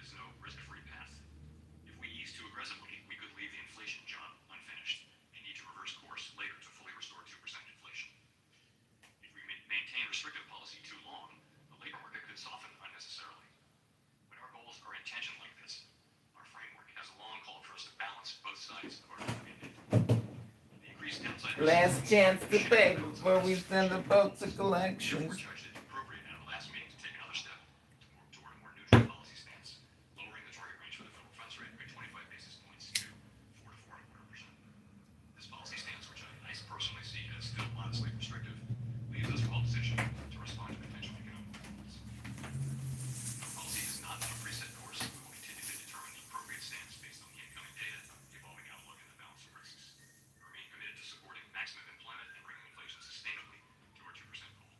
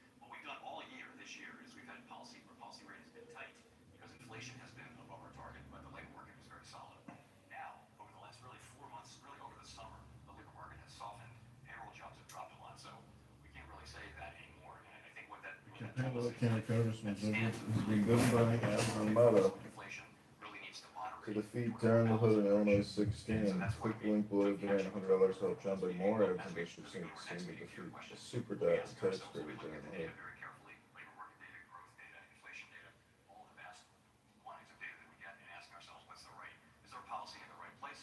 If not, we move it there. Some may wonder about the frothiness of the markets reaching record heights and also record valuations. How does the Fed think about that in the equation? Financial markets. So we monitor financial markets very carefully. Our policy works through financial conditions. So that's credit spreads and interest rate levels and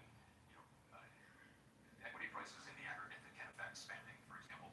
We look at all of that, but really our focus is on our two goals, and that is maximum employment and price stability. And when we see one of them weakening, we're going to respond appropriately with our tools. And in this case, that meant reducing the federal funds rate by 25 basis points. And we'll see what the future brings, but that's what we do. We look carefully at financial conditions, more from a perspective though of financial stability. So we see that the banks are well capitalized. Actually, in the aggregate, households are in good shape financially. I know people at the bottom end of the income spectrum are under pressure. No question about that. But it's not a time of elevated financial stability risks. So the federal funds rate really covers consumer credit, but not so as it pertains to mortgage rates, correct? That's right. And how Fly away. the consumer is going Fly to away. see any difference in the intervening months relative to an easing of interest rates and the ability and maybe even more confidence to spend? So we don't set mortgage rates, but when we change the federal funds rate, it will affect the mortgage rates and also all other consumer borrowing rates. Really, all interest rates that are on a floating basis will move a little bit or even a lot if they're short term, based on our moves. So people will feel that over time. Also, it's not just these days. The market is pricing in the next 6 months what's going to happen to rates. So this is something that wasn't really the case 50 years ago. Now markets listen to us and follow, and they make an estimation of where they think rates are going, and so they'll price things in. And so longer term rates will move because of what the market expects. Market participants expect us to do. So you'll begin to see, and you're already seeing changes in rates long before we make the decision. It can often be already priced in. Is it fair to say that the Fed and the markets really have a higher tolerance for risk today, more so than perhaps before the pandemic? I think if you look at some prices, then they're elevated relative to historical levels. There were times before the pandemic when it happens periodically. Equity prices will move up and down, and we do monitor that. But we're not targeting any level of prices for particular financial assets. We don't have a view that we know what the right price of any particular financial asset is. We do look at overall financial conditions, and we ask ourselves whether our policies are affecting financial conditions in a way that is what we're trying to achieve. But you're right. By many measures, for example, equity prices are fairly highly valued. Let's segue to the topic of AI and largely AI stocks and periphery stocks really driving the markets in many ways. Let's talk a little bit about the great unknown of AI. And if we think about various ages, our industrial ages, whether it be steam to electricity to the information age and now to the age of AI, would you consider this to be the most disruptive force ever in modern American history? I think it's way too early to say that. I wouldn't go that far. I would say clearly generative AI has all the earmarks of emerging technology that could be very important in our economy and in our society. But it's very early to be making that kind of bold statement. So what we're seeing is companies, institutions like the Fed for that matter, are starting to experiment with how this new set of tools can be used in our operations. It's very early days on that. I think we have to wait and see. That's a good thing. I know many of the large financial institutions and other central banks, and we are asking ourselves, how can this help us do our jobs better? And I think it's going to be a period of experimentation over a period of years. And the history is always that there's a lot of fear that technological innovation will eliminate jobs, but it's tended to happen in history over time because it just raises productivity and creates new jobs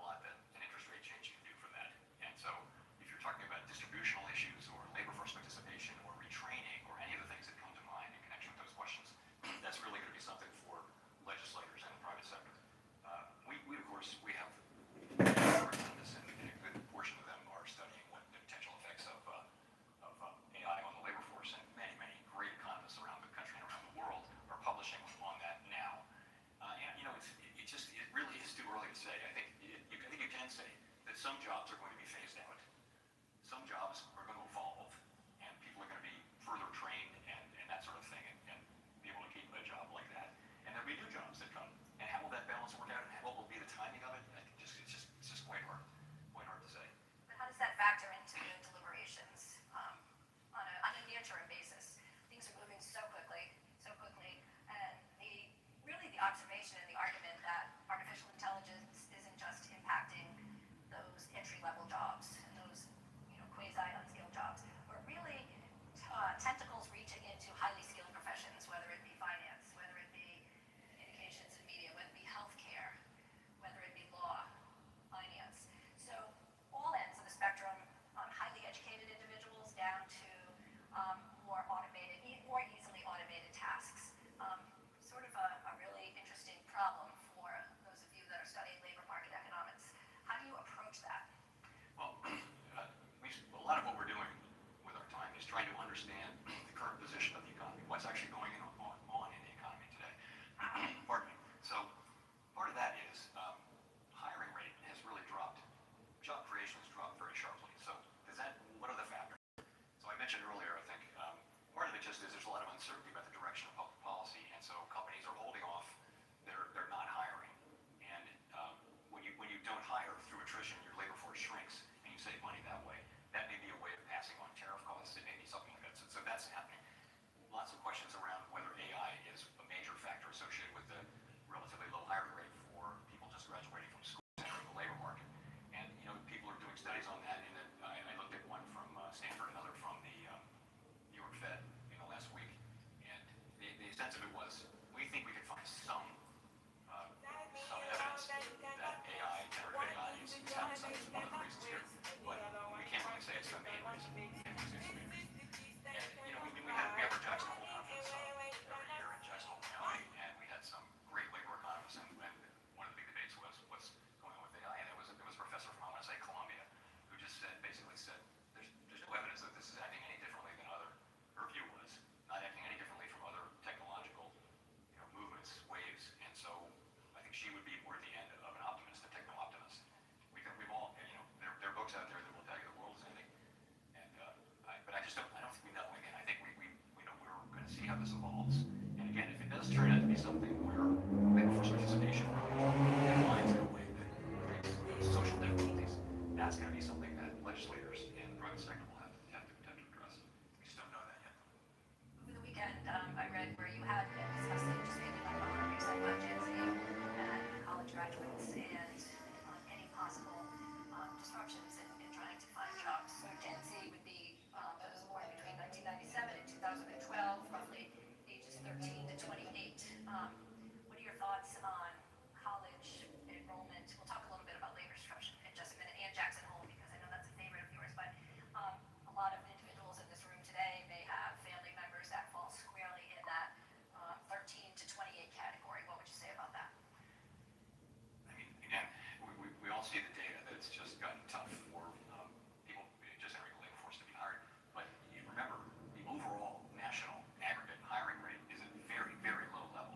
The layoff rate is also at very, very low. You're in a low-fire, low-hire economy, and it feels like companies are they've kind of stopped hiring or slowed down their hiring because they want to see how this all shakes out. We're having very important changes to economic policy in the United States, and companies and people are wondering how's that going to work out. So I think that's part of it. The other thing I would add, though, is there's a lot of good scholarship around technological innovation and inequality, if you will. And the sense of it is really that if schools and society give students graduating the skills and aptitudes they need to benefit from evolving technology, you can have declining inequality over time. And that's what the United States had for many, many years, up until about 1970, when U.S. educational attainment kind of plateaued and inequality takes off.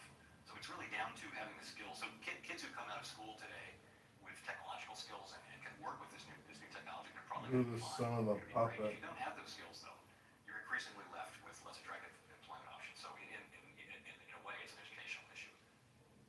Our society is our education system, and you spoke about inequality, particularly the digital divide, and thinking about where the United States really has paced among countries throughout the world. Particularly, that was a subject that you initiated at Jackson Hole back in August. What are your thoughts on how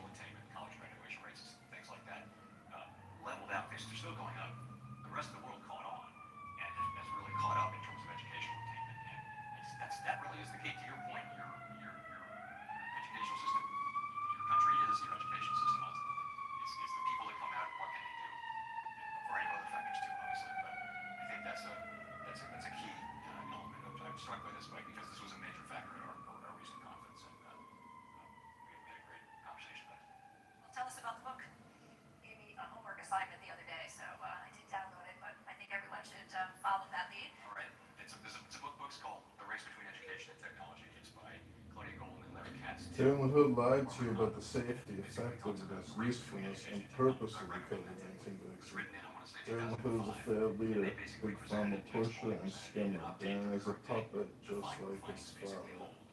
It's very, I mean, I'm not a PhD economist. I read it 20 years ago. But you said it still holds very much true today. It does. And I think it's a good explanation for why the U.S. has had, rising inequality.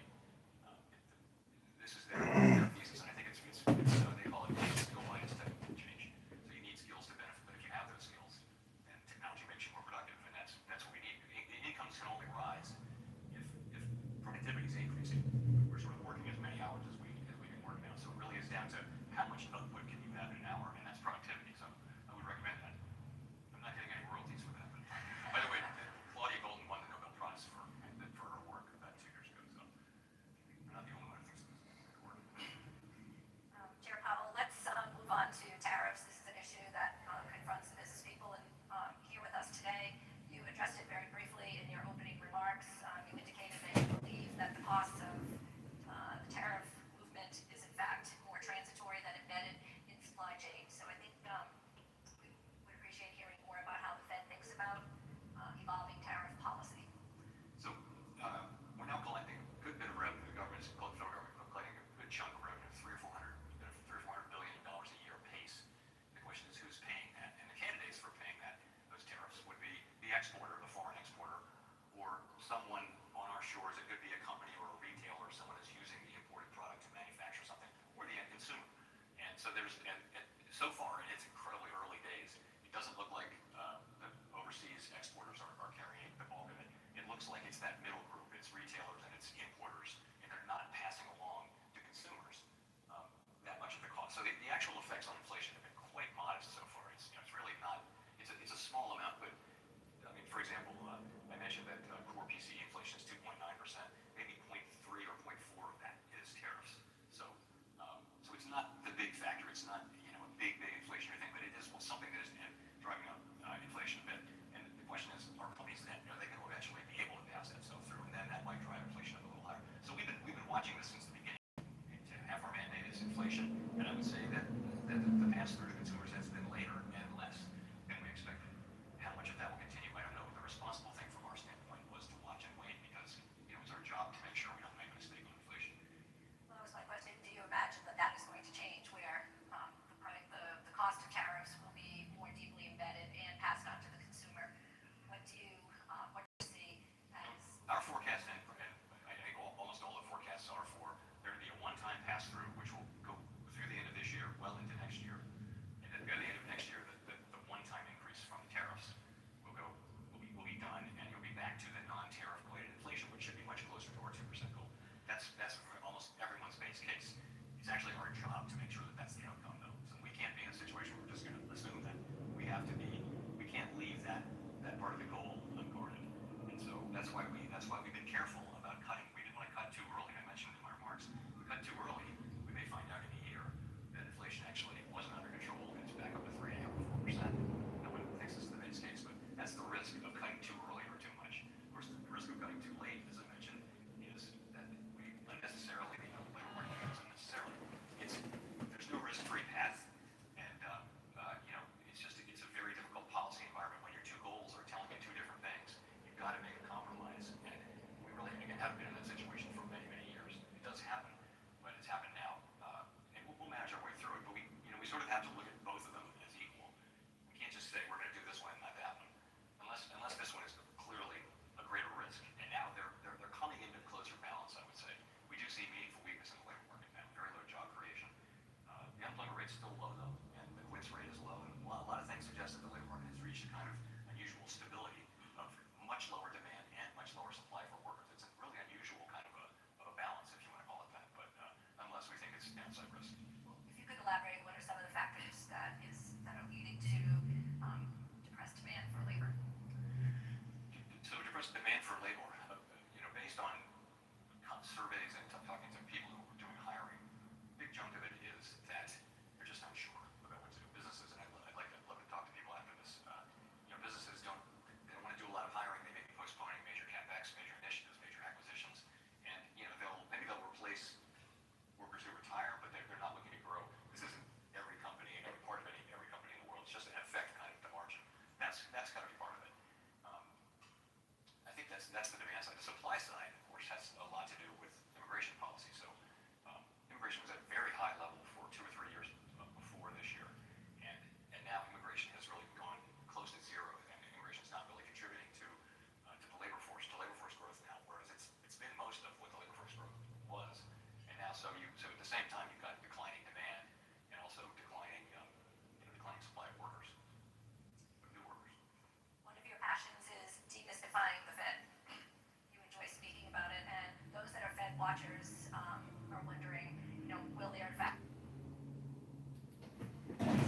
Damn, my shit crashed.